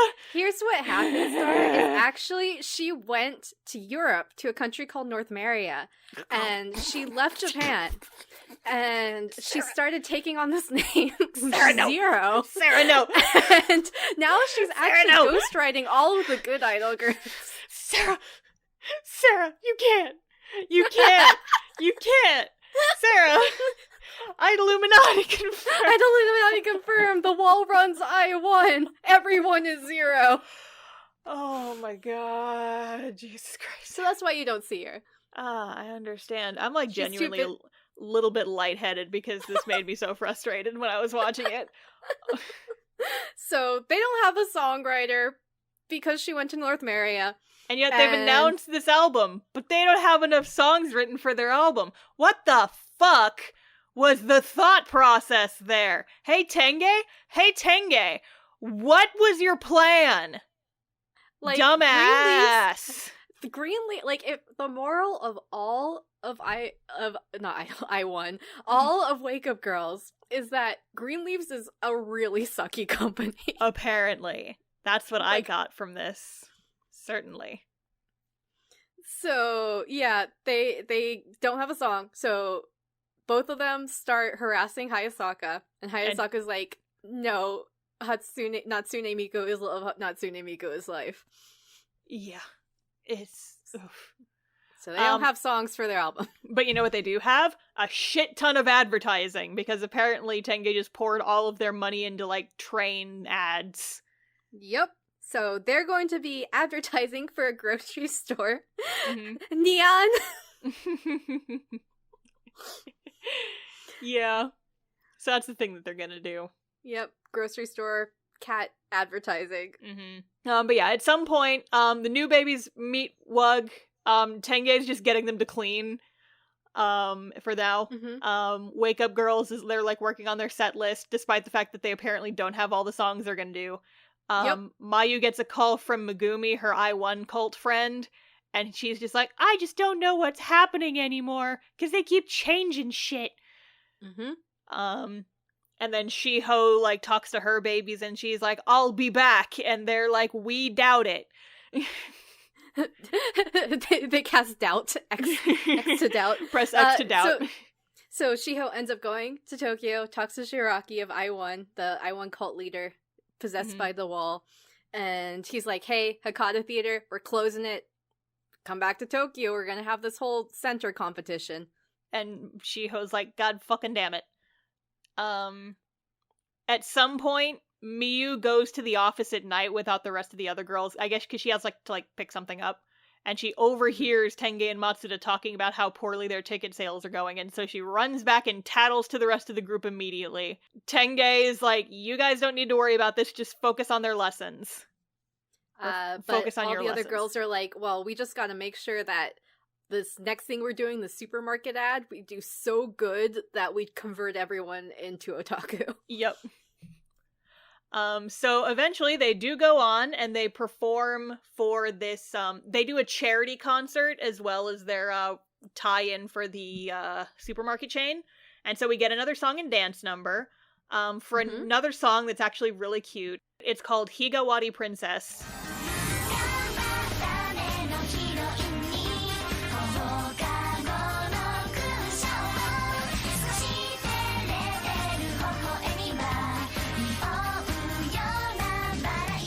And so they sing that and perform that. But during this performance, Yopi looks out into the audience and notices that there's people on their phone in the audience. And so she starts to lose confidence in their ability to promote themselves. All these kids just spending time on their phones. Won't they look up and see real idols? Mm-hmm. So apparently, speaking of fake idols, Natsume Miku is apparently also going on a national tour. Yep. And Hayasaka's, like, writing their songs. He seems really bored by it. He keeps getting phone calls from Matsuda. And then the next day, Hayasaka emails them a song. And he says, he's like, listen, you guys can use this, but you gotta write lyrics for it yourself. And Matsuda and Tenge are like, hey, this is better than nothing. It's better than nothing, yeah. So the Wake Up Girls, they're like, they asked Twinkle, the other composers, like, how do we write song lyrics? And they're like, I don't know, just do it. Just do it. Mm-hmm. But I guess the one trick is that whatever lyrics they write also has to be approved by Hayasaka. So it's not like they could just be like, any la lyrics. La la la la la. They have la to la la, we are idols. But yeah, so at some point the babies are practicing by themselves and the Wake Up Girls see them. Minami finally recognizes them as the one who did the dance cover video. Mm-hmm. But then just randomly, Yopi looks down at her phone and sees an article that Hayasaka, their songwriter, is moving to America because of Natsume Miku's American tour. And this is the first time, really, I think that the Wake Up girls even acknowledge that Natsume Miku exists. Yeah, and we're in episode 9. Yep. So it's like they're trying so hard to make Natsume Miku a thing, but she's really just a background element. Yep. But they spend so much screen time on her, and I'm just like... Yep. Why? So episode 10. Yep. So they're all trying to come up with lyrics for this song. And they they once again come up with this thing that they have to write about whatever Wake Up Girls is or what Wake Up Girls reminds them of. And they still don't know what that is. This was brought up in both, like, all 3 movies. This was brought up in last season. It's never resolved. It's never been resolved. And I'm like, are we really doing this again? Are we really doing this again? Okay, so Sarah, this is the episode that made me scream in frustration. Uh-huh. Because at the start of this episode... Oh, right, I forgot about this! They set up a conflict, right? They set up conflict. So Minami has been doing her food report, and it turns out that at some point in the future, a former top star from Hikari Zuka is going to be a guest on an episode. And so she's like, oh... Nanami knows a lot about Hikari Zuka. I should ask her what she would do, how she would talk to this person. And Nanami, Ponytail, Hikari Zuka fan, has a job on a music-themed kids show, but she's having trouble wrangling all the little kids. And so when Minami goes to Nanami, I hate that their names are so similar. She tries to go to her for advice, but then Nanami's like, you're just bragging because you're gonna get to meet a former top star from this from this theater troupe that I've wanted to join my whole life. And she's like, basically they get into a fight over it. And so they set up this tension really well at the start of this episode. And then the plot thread gets completely dropped until the end of the episode, where it resolves off screen. Yep. And the characters are no longer fighting anymore. Yep. So, there's that plot line that happens. I forgot about it entirely, to be honest. So angry, Sarah. This is the maddest I've ever been at a TV show. I wasn't expecting anything for season 2. I'm just vibing. I was so angry. Like, Sarah, I'm like, I was fuming. I had to stop watching this episode at the end where they just resolve this, like, they set up this conflict so well. And you're like, oh my god, okay, so this is gonna be the rest of the episode, and they're gonna learn to, like, work together and, like, overcome this problem, and then we're gonna see them at the end of the episode use what they've learned from each other, and then we're gonna get to see them solve this problem. Yep. And we fucking don't get to see it! They just solve the problem off screen, and then they show back up at the end of the episode where we, like, just haven't seen these 2 girls for the entire episode, and they're like, yeah, we totally solved this problem by just, like, taking advice from each other and doing what we think the other person would do. And I'm like, boy, I sure wish I had been able to see that! Yep. I sure would have loved to be able to see that, actually! Instead, we get different interpersonal drama / misunderstanding. This other one is also not done very well, where I'm so angry! All the girls are living in their house, and Yopi's like, we need to get along better, and we need to come up with these lyrics, so we'll write on this whiteboard whenever we're, like, at home or when we're leaving, so we can organize better and be closer as teammates. This fight's apparently going on the side. Then everyone does that. The next morning, Mayu leaves for work. She writes something on the whiteboard. You don't see exactly what she's writing because it cuts away fast. And then all the middle schoolers come over and they help them clean the house or something. Yeah, because the girls are, like, complaining, Tenge, we need a housekeeper, and Tenge's like, no, and then the babies are like, we can help you clean your house, and so they help them clean the house, but they end up wiping off the whiteboard. And so they don't see what Mayu wrote. And then Mayu, she's at her work. It's like an interview, and she's with Shiho about, I assume, the drama. And then afterwards, separately, Mayu and Shiho end up going out to, like, a cafe and talking because they want to talk. Shiho feels like she needs to talk about what happened with I-1, and she's struggling about, like, leaving the next Storm Girls versus I-1, and, like, Mayu recognizes that, like, hey, I'm the only other person who's been like this, and also they want to make out. But God, I wish. It would be better. But then because Mayu's late and apparently doesn't have a cell phone. I mean, she has a cell phone. She doesn't tell him why she's late, of course. Yeah. Or that she's gonna be late. She just shows up late. Well, no, she texts them and she's like, I'm gonna be late, but I'm gonna be there like 8, and their practice started at 6. And she doesn't tell them. Late. Yeah, she doesn't tell them that she met up with Shiho, but apparently she like has to run by the house to like change, and we see her drop her scrunchie. And so then they question her. It's like, "Hey, where's your scrunchie?" And she's like, "Oh no, I don't know what happened to it." And so she freaks out. The babies end up volunteering to help her find it, and apparently the cat took it and hid it under the house. Which, like, this brought me back to Suki Uda. I'm like, that cat and the rabbit from that one episode, they're in cahoots. Yep, totally. Just animals causing shit.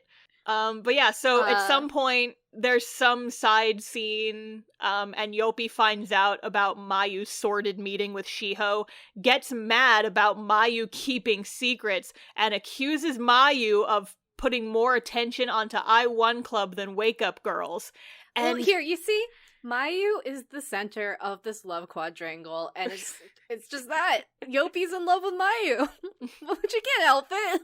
But Mayu's like, Yopi is like, I can't stand it when people keep secrets from me, and you should know that. But, like, it's none of your fucking business. Well, and also, like, but also Shiho's like, I was somewhere by myself. I can't tell you anything. I'm gonna be really suspicious about it. Yeah. And so, like, Mayu's also, because remember, she had this whole communication problem season 1 that we thought she resolved, but no, she's just like this. No. Yep. And also, like, Yopi accusing her of liking I1 Club more. Are we really doing this now? Yep. Because specifically she wasn't wearing a scrunchie at practice. Yeah, and it's like, okay, Yopi, she's allowed to be concerned about other people in her life who are going through shit. Do not just, like, you don't treat people like this. This is again, so fucking frustrating. Shiho and Yopi are both in love with Mayu. It's a whole But they don't treat it like a fucking love triangle, Sarah. They just treat it like everyone getting angry at each other for having other friends. You have to see things from a shipper's heart. Star. Oh, God, I shall not. It's much more interesting if there's this extra angle to it. There's not. But it's much more interesting. I just hated this episode so much. Yeah. So there's that drama, which, again, feels like it was constructed for no reason. And then it immediately gets resolved. Because once they find the scrunchie, everything's magically okay. Uh-huh. And so, like, yeah, so the babies find the scrunchie, they return it to Mayu. Mayu cries and apologizes, and then their fight's just immediately over. Yep. And Mayu just kind of explains, it's like, I kind of see myself in Shiho, and so that's why I've been trying to help her. And Irie actually points out, like, Mayu's been helping to write down lyrics on the board. They just got erased, so why don't we use this journal instead? And then that never comes up again. Yep. One other thing that's fun is now whenever they have the middle schoolers, because the animation, again, has started to deteriorate, they always have the middle schoolers move at the same exact time. So they all blink I didn't notice. They blink in unison, and they open their mouths in unison, and you're like, oh. I didn't notice that. Oh, no. It's really exciting. Oh, man. So yeah, and then at this point, that's when Minami and Nanami show up at the end of the episode and announce that they have resolved their subplot. Yep. And I just went on this tirade in my notes in all caps. Why was it set up like it was going to be the main issue of this episode if you aren't even going to show the resolution of this conflict to us? And then Yopi is like, bing! Oh, that's what Wake Up Girls is. Pointless drama with no stakes. I mean, we get stronger by helping each other. Yeah. So, there we are. That's what Wake Up Girls is. Thankfully, it's time for the next episode, and we get English. Oh, yeah. So Sarah, I feel like I have to put a disclaimer here. Yes. I like Wake Up Girls. I like this show. This season was such a fucking mess. I'm sorry, and Star. This is kind of how I felt the whole time. And why couldn't it have been better? I wanted it to be good, and it wasn't, and I'm mad that it wasn't. It's not that I don't like season 1, and the fact that I'm season 2, I wasn't expecting anything. That's why I'm vibing. This is everything. Like, I didn't really much either, because I had seen the first few episodes and didn't like them, but I was hoping he's like, maybe it was just maybe they were just still trying to find their feet in those first couple episodes, and maybe it'll get better as the season goes on, and not just get more exponentially frustrating with every single episode. Yep. God damn it, why did we even need this season? By the end of season 1, I've already gotten past that. Like, I was at anger in season 1, right now I'm at acceptance. We're here. I am just, like, I went through all 5 stages of grief while watching this show, and I'm just upset. Because, like, I liked the first season, and the movies were okay, and I enjoy the characters, but this fucking season just, I almost wish we didn't have this season. Nah, season 1 was bad too, Star. It Hot wasn't takes from Sarah. Yeah, well, you know what? Original Love Live was worse, I would argue. But anyway, let's get to the next episode. We're in America. So it's more Natsune Miku bullshit that I do not care about, but we get some quality English from the American company executives that I guess own Natsune Miku. Yep. They're like, hey, my friend Natsune Miku and I are going to have this Domino's promotion. Oh boy, yeah, so it's a whole thing that I just didn't care about. And then then we go back to Green Leaves, and you find out that the Wake Up Girls, they submitted their lyric ideas to Hayasaka, and Hayasaka's like, no, this is horrible. These are shit, try again. They're shit lyrics, you have to try again. And then you find out that their album releases in a week. In a week! So it's like they have to write the lyrics and record it in a week! and press the records. Like, yeah. Oh, they're fucked. I think this song is just a goner. I think anyone else would have just dropped this song. But because of anime magic, Tenge's like, okay, I'll give you a few days. Ugh. Anyway, so they have a photo shoot for their new song, or for their new album, and these outfits are also cute. They're pretty cute. Yeah, they've got like little crowns and stuff. The one thing I don't like is that the gold color they used is like too green, and they have like gold boots, but they're like super ugly. Yeah, because of like this it looked bad better green. if it looked sparkly. Yeah, but it just looks like dull gold green. It's gross. So it's announced that the girls are going to get to do S stage again, which is the thing that they did in the first episode. But then their appearance get canceled because apparently Natsune Miku is sponsoring the show and then booted them off so that they could do a Natsune Miku segment. Yep. And they're like, well, that was going to be our big promotion. So now what?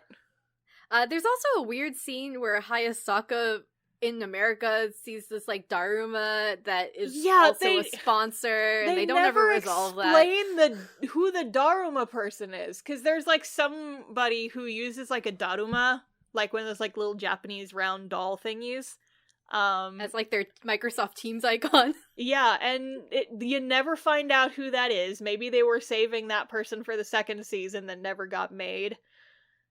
And so I just wrote in my notes at this point, they have spread their plot too thin. Yep. So that's going on. But now the girls are on S stage, so they're like, hey, we gotta promote as best we can. Let's have some guerrilla lives. Yeah, so they were like, well, let's just go back to our roots and just do some guerrilla concerts out and about. So they end up doing like a bunch of, they like break off into pairs, and then like Miyu does a little concert by herself. Yep. And when she does, she sees flyers for the Demons of Oga. So these characters who we barely care about are back again. Yep. And I guess they broke off with their agency and they're going indie. So that's what they're doing. Find out some about them. And the only reason I care about them is because their main character, their main singer, has like a really deep voice for a girl, and I'm in love with her. But anyway, yeah. But I guess the thing to come out of that is Miyu's like, there's other idol groups. Maybe I'll start making connections with my old idol friends and interview them on my stream. And so she does that. And there's another thing where they say is like, we only kept going after we got let go of our agency because Wug inspired us. And then all the girls hear about that, and they're like, oh, that's what Wug is. It's helping other people. And they kind of reminisce about like how other idols help each other out. just like how the different members of Wake Up Girls help each other out. And then they get inspired and they write their lyrics and they get approved by Hayasaka. And then we have a really, really fast montage of them recording and then making the CDs in like 2 days. Maybe like hours, right? At this point? Like literal, like down to the wire shit. So they finish their album. Mm-hmm. But then the cliffhanger of this big episode news is that Natsune Miku stole their venue. Yeah, so apparently Natsune Miku bought out Sendai Stadium to make it into Natsune Miku Stadium and canceled their concert for Christmas the day that Wake Up Girls was supposed to perform. And I just wrote in my thing, how the fuck do they have money for that? Natsune Miku is powerful, that's all I gotta say. Apparently. But like, damn. It's like the company of WUG, like not the anime of WUG, was like, hey, the reason why our real life idol girl group is not doing well, and then they checked their notes for season 1, it's because of AKB. And now they're in season 2 and they're like, the reason we're not Hatsune doing well Miku is because of Vocaloid. Yep. Oh boy. So episode 12, we're down to the last 2. Their tour has officially started. It's like the first concert of their tour, and they didn't even sell out all of the seats. And now they have to scramble to find a venue for their final show. Yep. Mm-hmm. So, Tenge and Matsuda backstage, they keep trying to find venues. There's nowhere. Mm-hmm. All the rooms full. Mm-hmm. We have a cut to the I-1 cult. Shiho's group, her group Next Storm is disbanding, and the theater is shutting down officially. She gets put into the new center unit that they made for I-1, but she's not happy about it. She goes back to Hakata one more time to say goodbye to her babies. And they're like, follow your dreams. And Shiho's like, I'm not sure what my dreams are anymore. Yeah. So the Wake Up Girls, they continue their tour. At some point, Mayu gets a call from Megumi, her I-1 club friend, saying that Shiho is thinking about quitting I-1. I hate Mayu so much. Yeah, this whole scene. This whole bit was just bullshit. I hated how this played out. Oh my god. So basically, she tells Yopi what's going on, and Yopi's like, well, because I don't like when things get kept a secret from me, why don't you and I, a person who has, like, no stake in this fight, go talk to these other two and figure out what's gonna happen. And so they like all meet up in a hotel room. So it's Mayu, Yopi from Wake Up Girls, and then Megumi, who is the friend of Mayu's from I-1, and Shiho. And they all go and talk together in their hotel room. And then Mayu ends up deciding, I know how to fix this.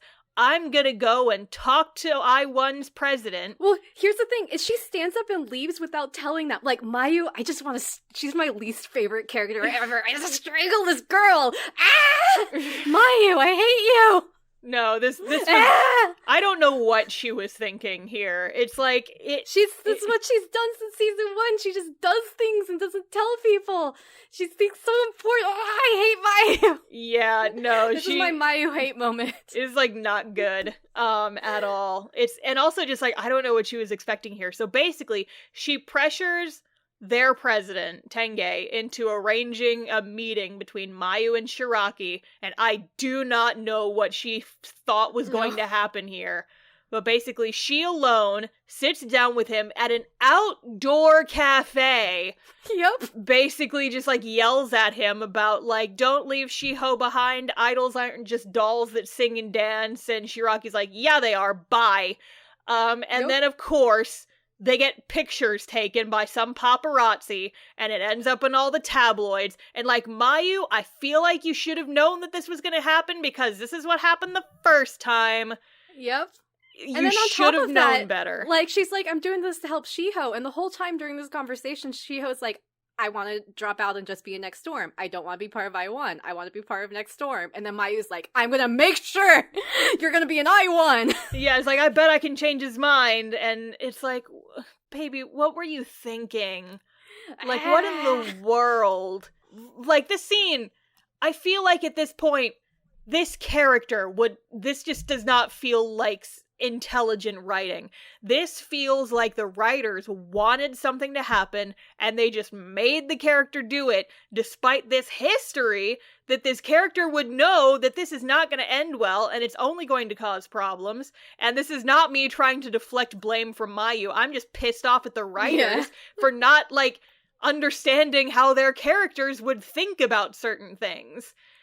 It's like, her actions in this episode are completely unbelievable as a person who has been through this shit before. I understand, Mayu, that you are frustrated, but there is no way that this would have ended well, and you should have known that. And the people writing you should have known that, but and no. And also, like, it shows how much she doesn't care about any other person. It's not good. She's very self-important, I guess. Mm-hmm. That's just the vibe I get from her since the beginning. And I hate self-important characters. Yeah, I mean, like I've told you before, it's like I enjoy the concept of her character more than her actual personality, I think. And also I identify a lot with the concept of her character. But the way she acts sometimes, like especially in this episode, is just infuriating. Yeah, and she just gets very like, I know more than anybody else because I'm better than everyone else. So here's what I'm gonna do, but I'm also going to be presented as the good guy. Yeah. It's just, I feel like the show has this idea of what Mayu should be, but it's not how they present this character. No, yeah. Like in, which was it, the previous episode? The one where they have, no, 2 episodes ago, episode 10, the one where they have this big fight. There's this one little scene where it's just, Kaya takes Yopi aside and they're talking about Mayu, and they're like, well, you know, the thing about Mayu is that she has to rely on us a lot. And I'm like, oh, really? Because you've never shown that show. You have literally never shown that trait of Mayu's told before. Us anything. We're 3/4 of the way through the 2nd season of your anime, and this character trait of your character has never been shown on TV before. What are you talking about? Ugh. What are we talking about? But yeah, that happens. I guess the other thing, so Shiho, not part of I1 anymore. She's quits. Like, good for her. Good for her. She's going back to Next Storm. And she's like, hey, it doesn't matter. It doesn't matter if I get Shiraki mad. I'm going to call Hayasaka and ask him to help out Wug with their venue. Sarah, can I be honest? I wish that Shiho was the main character. She's so much more interesting. I was gonna say, Shiho is the most interesting part of Wake Up Girls. At least season 2.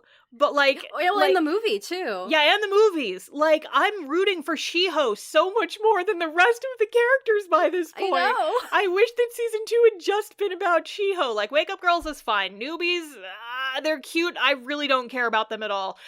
Give us the Shiho. Give us the Shiho spinoff. I'm here for it. I want to know more about Shiho. She's the most interesting character of your cast so far. She's so great. I love her. So Hayasaka solves the problem off screen, and he got them a new venue, but the venue is like an old airport space. Runway? So it's just like this big empty field. It's just an empty dirt field. And so they have to weed this field and like build a stage from scratch. So I guess they do that. But at least they have a venue, so there's a plus. Yeah. So then there's this weird scene where they're talking about how everyone and their mom is having an idol group Christmas concert. And Wug's like, hey, I have an idea.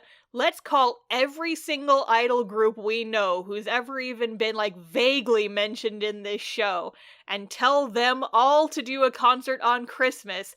And then it can be like a Japan-wide idol festival just with all your local idols. Despite the fact that apparently every idol group except for Natsune Miku is apparently struggling to sell tickets. Let's make it even harder by increasing the amount of competition. And I didn't really understand the logic here.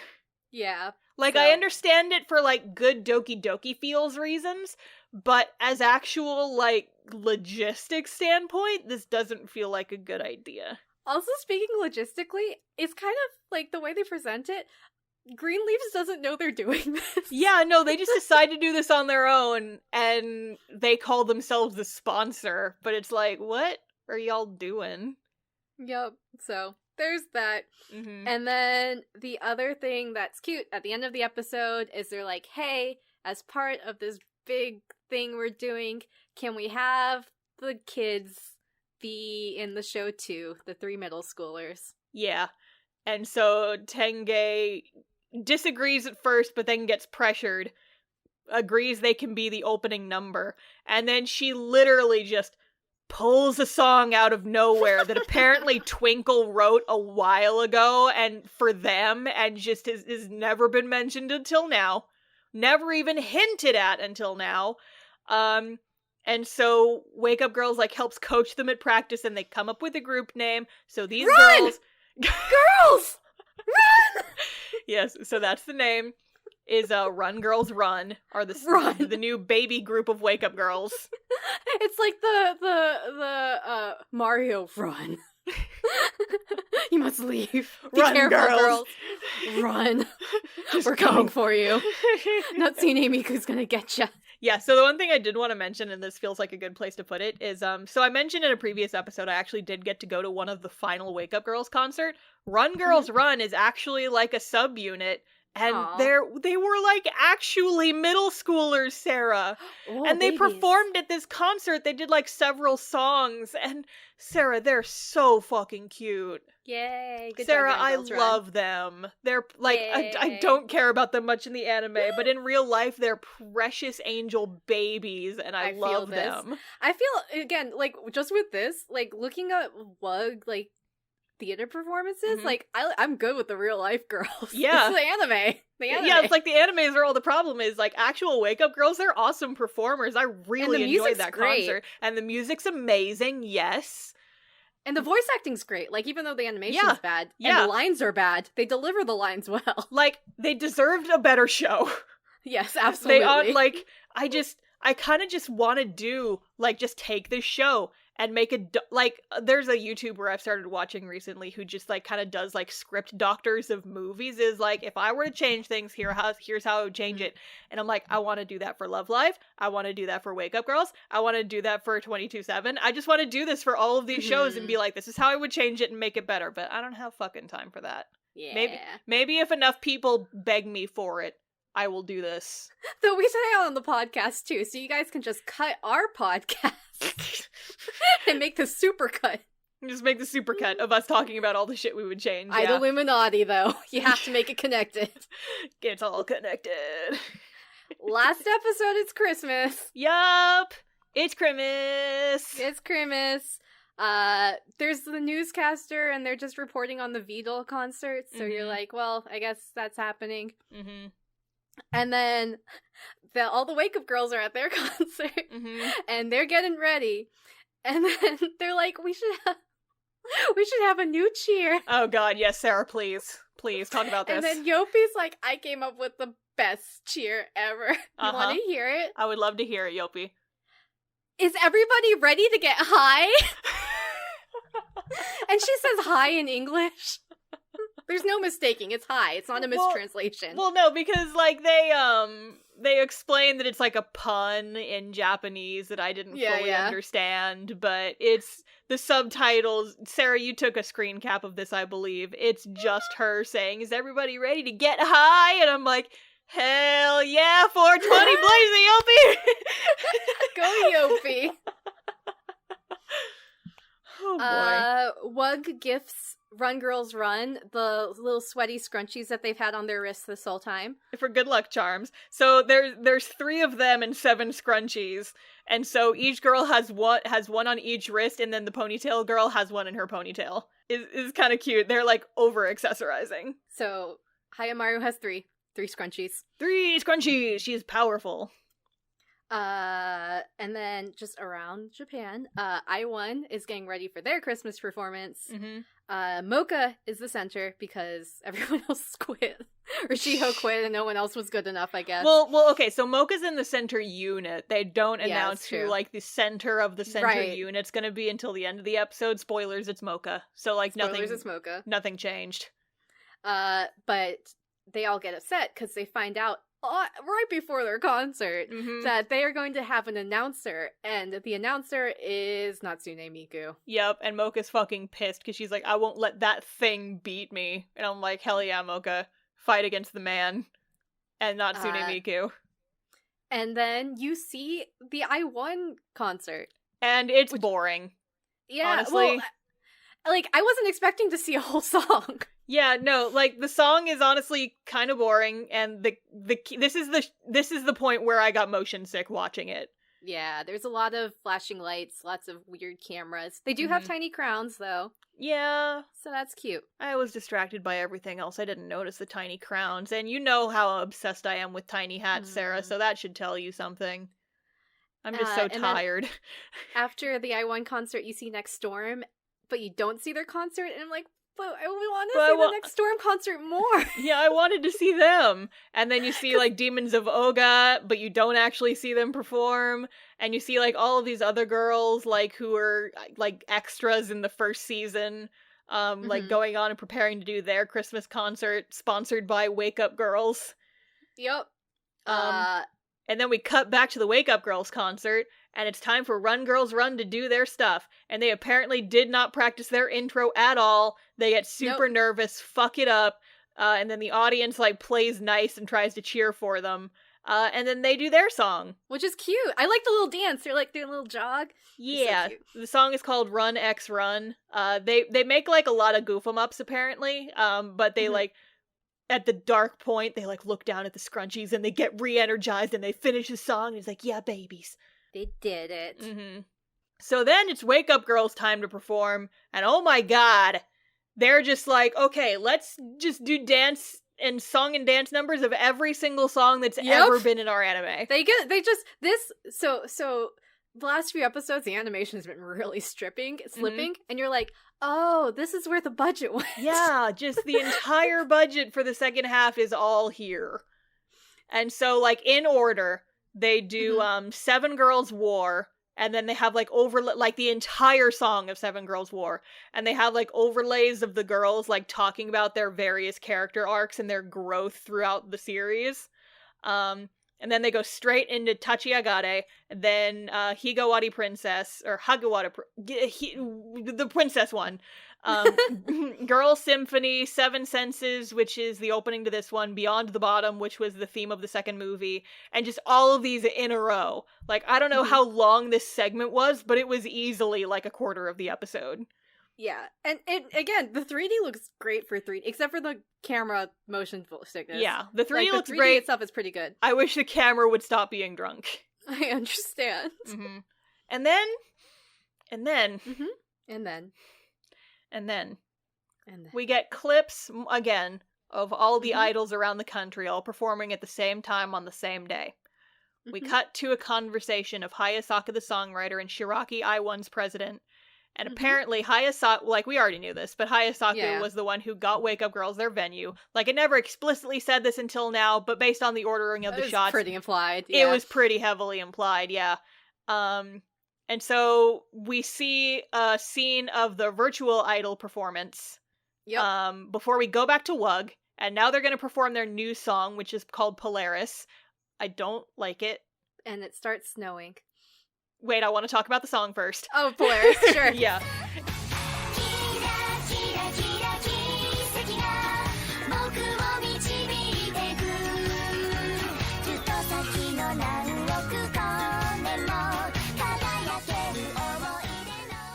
It's not high energy enough, I feel like, for the song that's gonna end your series. Was my personal opinion on it. It just seemed very, like... Because, like, the ending of the first season was Seven Girls War, which is the hypest song. The ending of the movie was Girls Symphony, which is a bop. The ending of the second movie was Beyond the Bottom, which is another bop. And then this is just kind of like... is really slow for a song that's supposed to be like your busted out finale. The song that, like, they took so much screen time focusing on writing the lyrics. And, like, it's not a bad song. It's just... It doesn't feel like a finale. It doesn't feel like a finale song, no. And so then we cut back to them performing. and we have, like, more Hayasaka and Shiraki conversation comparing human idols and virtual idols, and I feel like this should have been dropped more throughout your entire show if this is going to be your mission statement. Yep. But no, we get all of this now, and Hayasaka says, he's like, I thought that putting my work in the hands of a perfect idol should have made my songs better, but I guess it didn't, because real idols are better. And I'm like, wow, thanks for introducing and finishing up your theme in the same conversation. In like 2 minutes. In like 2 minutes. So, and then, like, because of all the snow that's happening, all the Wake Up Girls, their mics start going out, and everyone else's mics start going out, and so everyone in Japan, it's apparently snowing everywhere in Japan, and everyone starts having technical difficulties. So how Wake Up Girls resolve this is they all jump off the stage into the audience and just part them like the Red Sea. Yep. And just start singing in the center of the audience, who I guess can somehow hear them. And also, meanwhile, the V-doll, Natsune Miku, she just kind of flickers out into nothing. Yep. So she's gone. And we just... They killed Natsune Miku! R.I.P. Natsune Miku. But then Hayasaka hacks into the system then. But he does! He hacks into the system. After all this, he's like, okay, Natsune Miku's down. I found the weakness in the system. Tippa, tippa, tippa, tippa, tippa, tippa. I can hack in. Tippa, tippa, tippa, tippa. I know the perfect ending to this anime. Tippa, tippa, tippa, yeah, tippa. So now we cut back to I1. They finished their concert, and so it turns out that the big announcement is they're going to announce the quote-unquote true center for I1. And it's Mocha again. Yeah. And they're like, okay, so now we're gonna bring out our surprise guest to make an announcement, and instead of Natsune Miku, it's just footage from the Wake Up Girls concert and all the other concerts, because apparently Hayasaka's just an elite hacker who just hacked into their footage and just changed the screen footage, and Shiraki he's just so calm. He's like, on the phone with Hayasaka, he's like, did you do this? Oh, okay. Hangs up. And then he goes on stage with like Wake Up Girls and Next Storm and all these other girls behind him on the screen, and he announces that the big announcement that they've been leading up to the whole season. Sarah, do you want to tell us what it was? Yeah, they're gonna have that idol tournament again. They're gonna have another idol festival. That's the announcement that they make. That's the big finale announcement that they make at the end of the I1 concert. Is that we're doing another idol festival. Can you believe this shit? So, thank the stars, they did not have funding for another season. Sarah, have you ever seen, like, that bad fan sub of Code Geass? It's just a screenshot from, like, the opening, where, like, the Japanese... They just, like, didn't bother translating the actual meaning, so they just took the Romanized Japanese, and it just subtitled, not this shit again. No, that's me. Right now. Not this shit again. Yup. That's the mood for right now. That's the energy that I'm bringing to the table. Not this shit again. And then... Mocha starts singing along with Wake Up Girls. How does she know the lyrics? Because it's a brand new song. Yeah. She has no idea. She shouldn't know the lyrics, but she somehow starts singing along while being frustrated and crying. I don't get it. And then Mayu does her little voiceover speech, but then she changes the meaning entirely. Uh-huh. By saying, instead of you can make other people happy, you can make yourself happy, blah, blah, blah, blah. She's like, by making other people happy, you make yourself happy. Which is like totally not the theme. It completely changed, that completely turned it around from what it was so meaningful in the first season. And they're like, no, the best way to make yourself happy is to make other people happy. And I'm like, what the fuck are you talking about? You just completely invalidated your whole character arc from the first season. Motherfucker. Yep. So, anyway, after credits, Mocha apparently steps down as the center of I1. Because she's so mad about Natsune Miku performing at the Idol Festival that's coming up.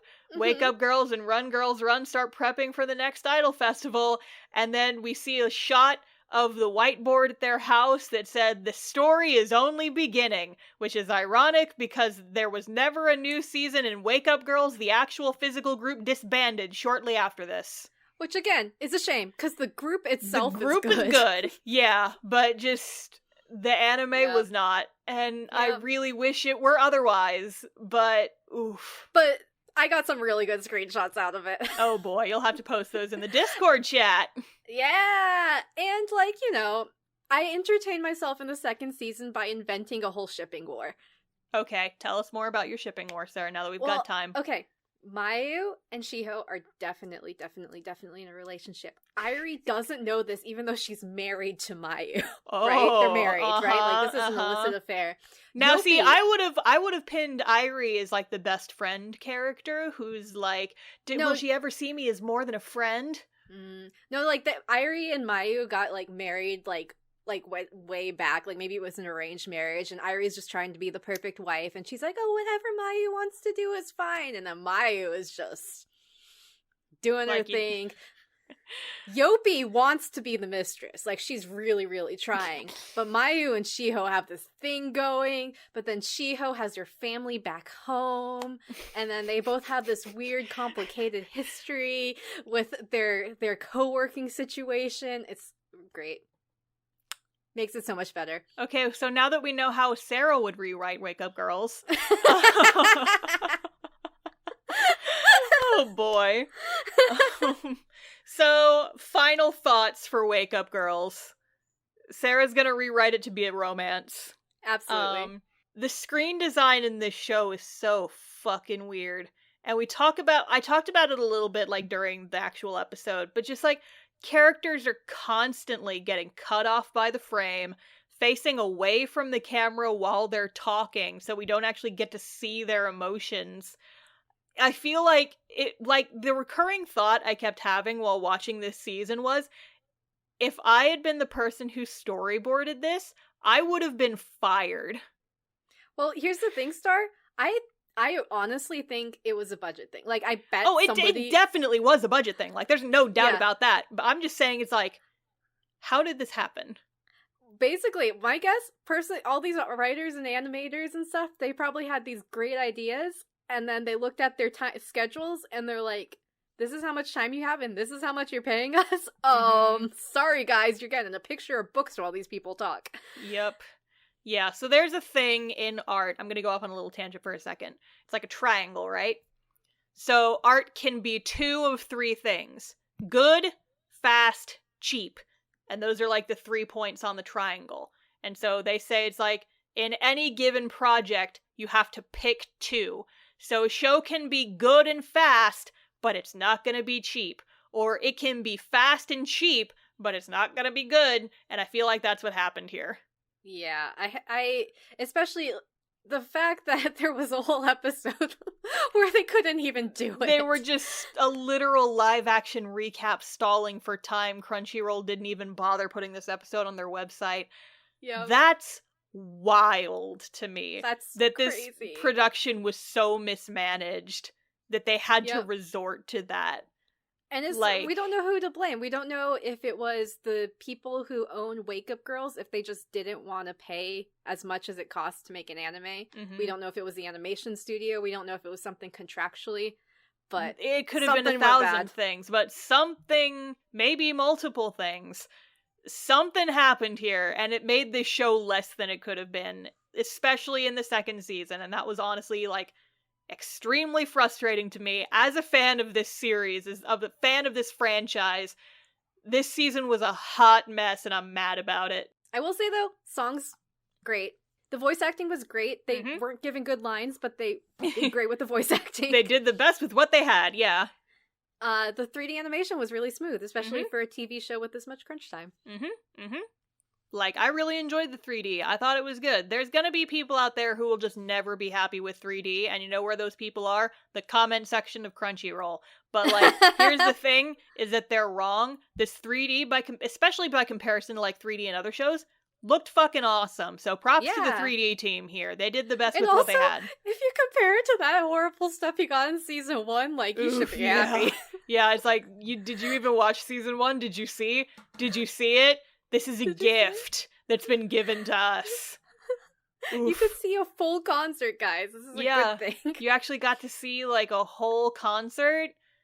That would never have happened with season 1, where they were just actively trying to avoid it. No. Or this current 2D animation company, if they tried to do it. Yeah, apparently. It would have just been, like, static shots of the audience, the entire dance number. Or, like, the same 3 frames of them wiggling. Or just random images of stage lights. Yep. Oof. For me, best girls, I really like Minami. I think she was cute the whole time. She's Lily Zombieland Saga's voice actress. Oh, really? Yeah! Oh, I didn't know that. Found That's that cool. out. So love that. Shiho. I love Shiho. Shiho. Does she count? I want the Wake Up Girl spin-off that's just Shiho. I want her to be the main character. Not season 1 Shiho, but like movies on. No, Shiho's, Sarah. like so interesting. I want a show that's just Shiho's arc. I want a supercut of all the scenes with just Shiho and see how she comes from like how she was in the first season, and she had the most character growth and she's a fucking side character. Yep. Like, I loved her arc. I loved seeing her grow and become a new human. Yeah. And it was so cool to watch, and she's just delegated to be a fucking side character. And I'm so proud of her. But I wish she had more. That's how we would fix Wake Up Girls. It would just be Shiho. It would just be Wake Up Shiho. Wake up Shiho. Wake up Shiho. You're stuck in the Matrix. Hayasaka's gonna hack in and take you out of here. It's funny how much that sounds like Wake Up Sheeple. Wake up Shiho. Wake up Shiho. That'll be our new thing. Wake up Shiho. The iDOL Illuminati's here. Yeah. I'm dead serious though. I wish that Shiho was the main character. Yes. I legitimately want. It doesn't have to be Shiho, because like obviously Wake Up Girls is dead now, apparently. They're never gonna do anything more with it. The actual group disbanded and they're like, okay, yeah, we're done. But, like, I would love, in the future, a show where the main character just is Shiho, or, like, very similar, and just has her arc of, like, this idol who takes it way too seriously, has a fall from grace, and then how you deal with that. That would be a very interesting show, and I want to watch it. I want to watch the Shiho show. Yeah. Legitimately. Give it to me, anime. And here's the thing, like, again, Mayu is my least favorite character, but yeah, like they had similar arcs. They had similar arcs, but Shiho's was just so good, so much better written, and she's a fucking side character. She's great. So and again, I like Minami just because she's cute. Yeah, she's kind a good baby. At least in season 1, like she kind of had the most as far as actually feeling like she had a character. So yeah, she's cute. She's food. good. I like her voice. Nanami grew on me a lot more than I expected her to, especially within the movies and the second season. I know. It's a shame about that flesh fang. The flesh fang, yeah. Shame about your orthodontal nightmare. But yeah, yeah, I really don't like that art style, but like she kind of grew on me a lot. Kaya's always been like tied with Mayu for my favorite, but again, I enjoy Mayu as a concept and less as a character because I feel like she just is not well written. Join the Shiho cult!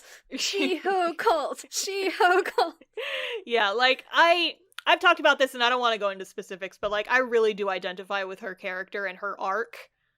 I just wish she wasn't like that a lot of the time. She's one of those characters that, like, you love them, but you kind of just want to strangle them. And I know you're about to say, I don't love her, but I do. I love her. She feels so self-important, you know? Yeah. Like, I feel like a lot of that was just, like, the writers trying to make her an important character and just failing miserably. Yeah. I see the Mayu that we could have had. I see the Mayu that is. I know. It's okay that you don't like her. I totally understand. She's the problematic fave, but I like her, and I just want to take her and put her somewhere else and be like, it's okay, baby. We'll get you a better show with better writing, and then you won't be such a weirdo. Yeah, like, I wouldn't mind her, like, her personality just on the side is fine, like, where she's working hard and she's trying her best, but then whenever she talks, And she's just like, I know better than anybody else. You're like, yeah.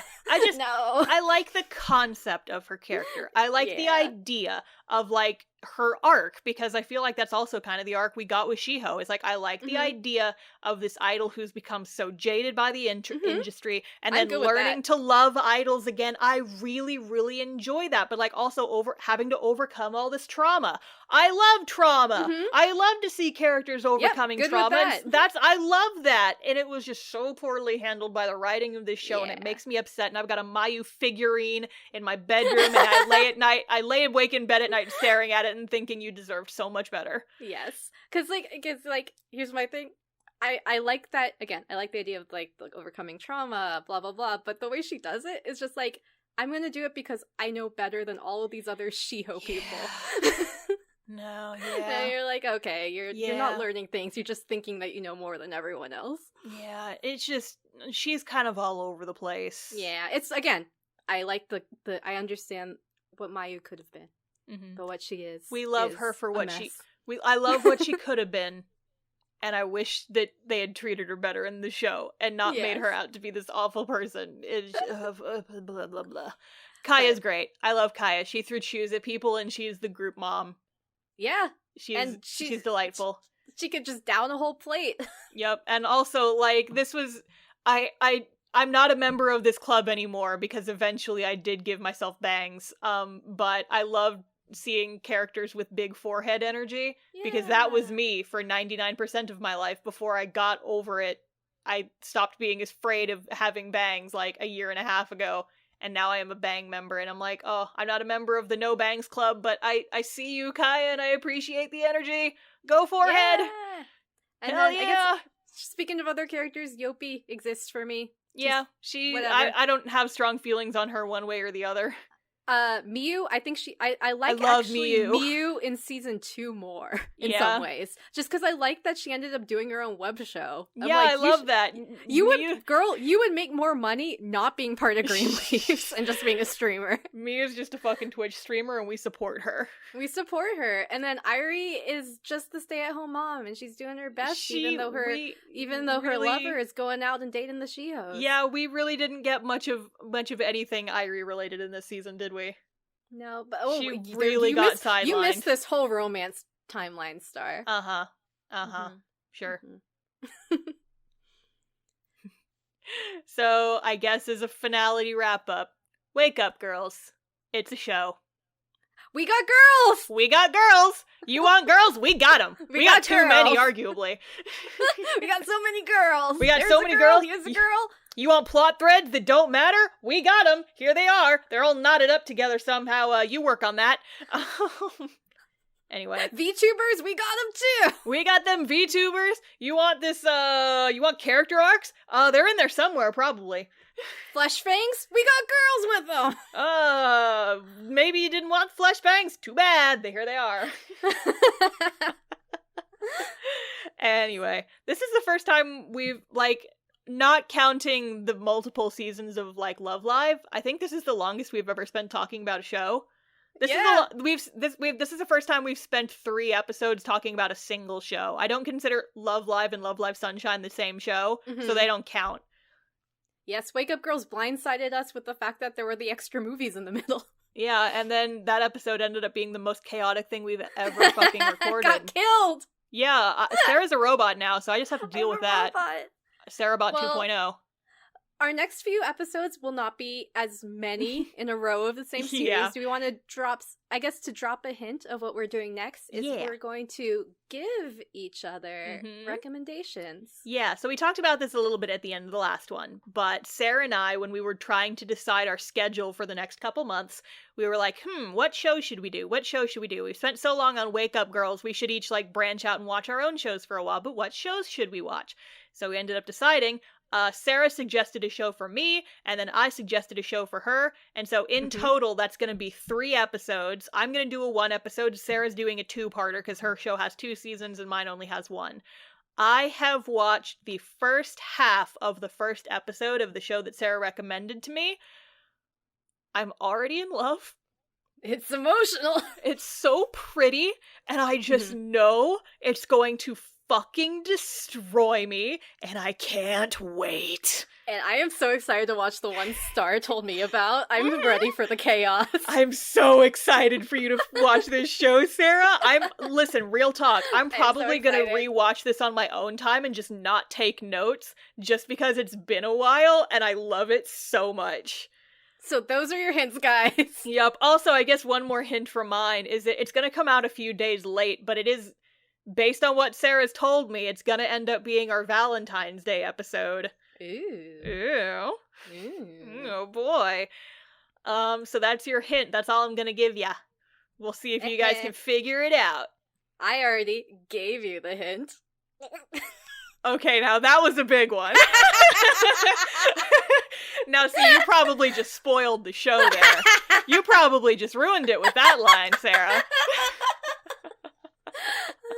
So if people want to find us, where can they find us, Star? All right. Well, if you want to learn more about us or the show or any of the other episodes that we've done, we've got a website. It's idoldays.carrd.co. That's idoldays.carrd.co. That is our website. It is updated regularly every time we add a new episode. I am working in progress of making some new pages for some of the side stuff we've been doing in the peripherals of the podcast world. You can learn more about the show. You can learn more about us. You can learn more about the Idolluminati conspiracy, because we're also idolluminati.com is our subdomain that Sarah got. And then there's links to everywhere that you can listen to the episodes. So wherever you're listening to it now, if there's another platform you decide you want to listen to it on, there's probably a link on the website that'll help you listen to it wherever you want to listen to it. Yay. Woohoo. And Sarah, if people want to talk to us or see more of our stuff on social media, where can they go? Well, beside from sitting in a room with a bunch of candles and screaming Nico Nico Ni in a mirror 3 times, you can also follow us on social media. This is new. Since when did that summon us? No, Sarah, here's what you have. If you want to summon me, you gotta go into a dark room and say Love Live is the best idol show 3 times in a row, and then I'll come out of nowhere and snap your neck. So if you want to find us on social media, we are on Instagram and Twitter at @IdolDaysPod. That's at IDOLDAYSPOD. Star manages her social media. She puts up a bunch of cool things you can respond to. Yeehaw. Also, if you guys have any cute idol covers or fan art or cosplay, tag us. Yeah, tag us in those. I want to so this is the thing. I want to start sharing more community stuff. Mm-hmm. So if you guys have cute cosplay photos or dance covers, especially of shows that we've already covered in the past, I think that would be a really cute thing to highlight some of the folks in our community. That's a good idea. I like that. Yeah. Maybe I'll probably make a submission form or something. Ooh, that'd be wonderful. Yeah, so keep your eyes open for that. That's a good idea, Sarah. I like that. Woohoo. Yeah. And then also Discord. Wait, also we have a Discord. Yeah, there you go. To that. We also have a Discord. You can come hang out with us. You can post things that mean more than you think they do, because everything is connected. Or you can just come and talk about idol shows you like, anime you like, games you like, and it'll be around fellow-minded fans. The link to our Discord is on our website. Yeah, and also on our website is a link to We Got Girls, and we got also merch. So I made Idolluminati t-shirts and Idolluminati stickers. So if you want to be a member of the Idolluminati, there is a link to my store on our website, and you can get some Idolluminati merch and wear it on your torso or stick it to your laptop and let people know that you're in on the secrets. Yeah, Star and I both have shirts in different colorways, so you can match us. Yes, match us. One of these days, when cons start happening again, we gotta do an Idol Days panel and both wear our matching shirts. It's gonna be great. Heck yeah! Yeehaw! So this has been Idol Days. We've been Lady. See you next live. Bye.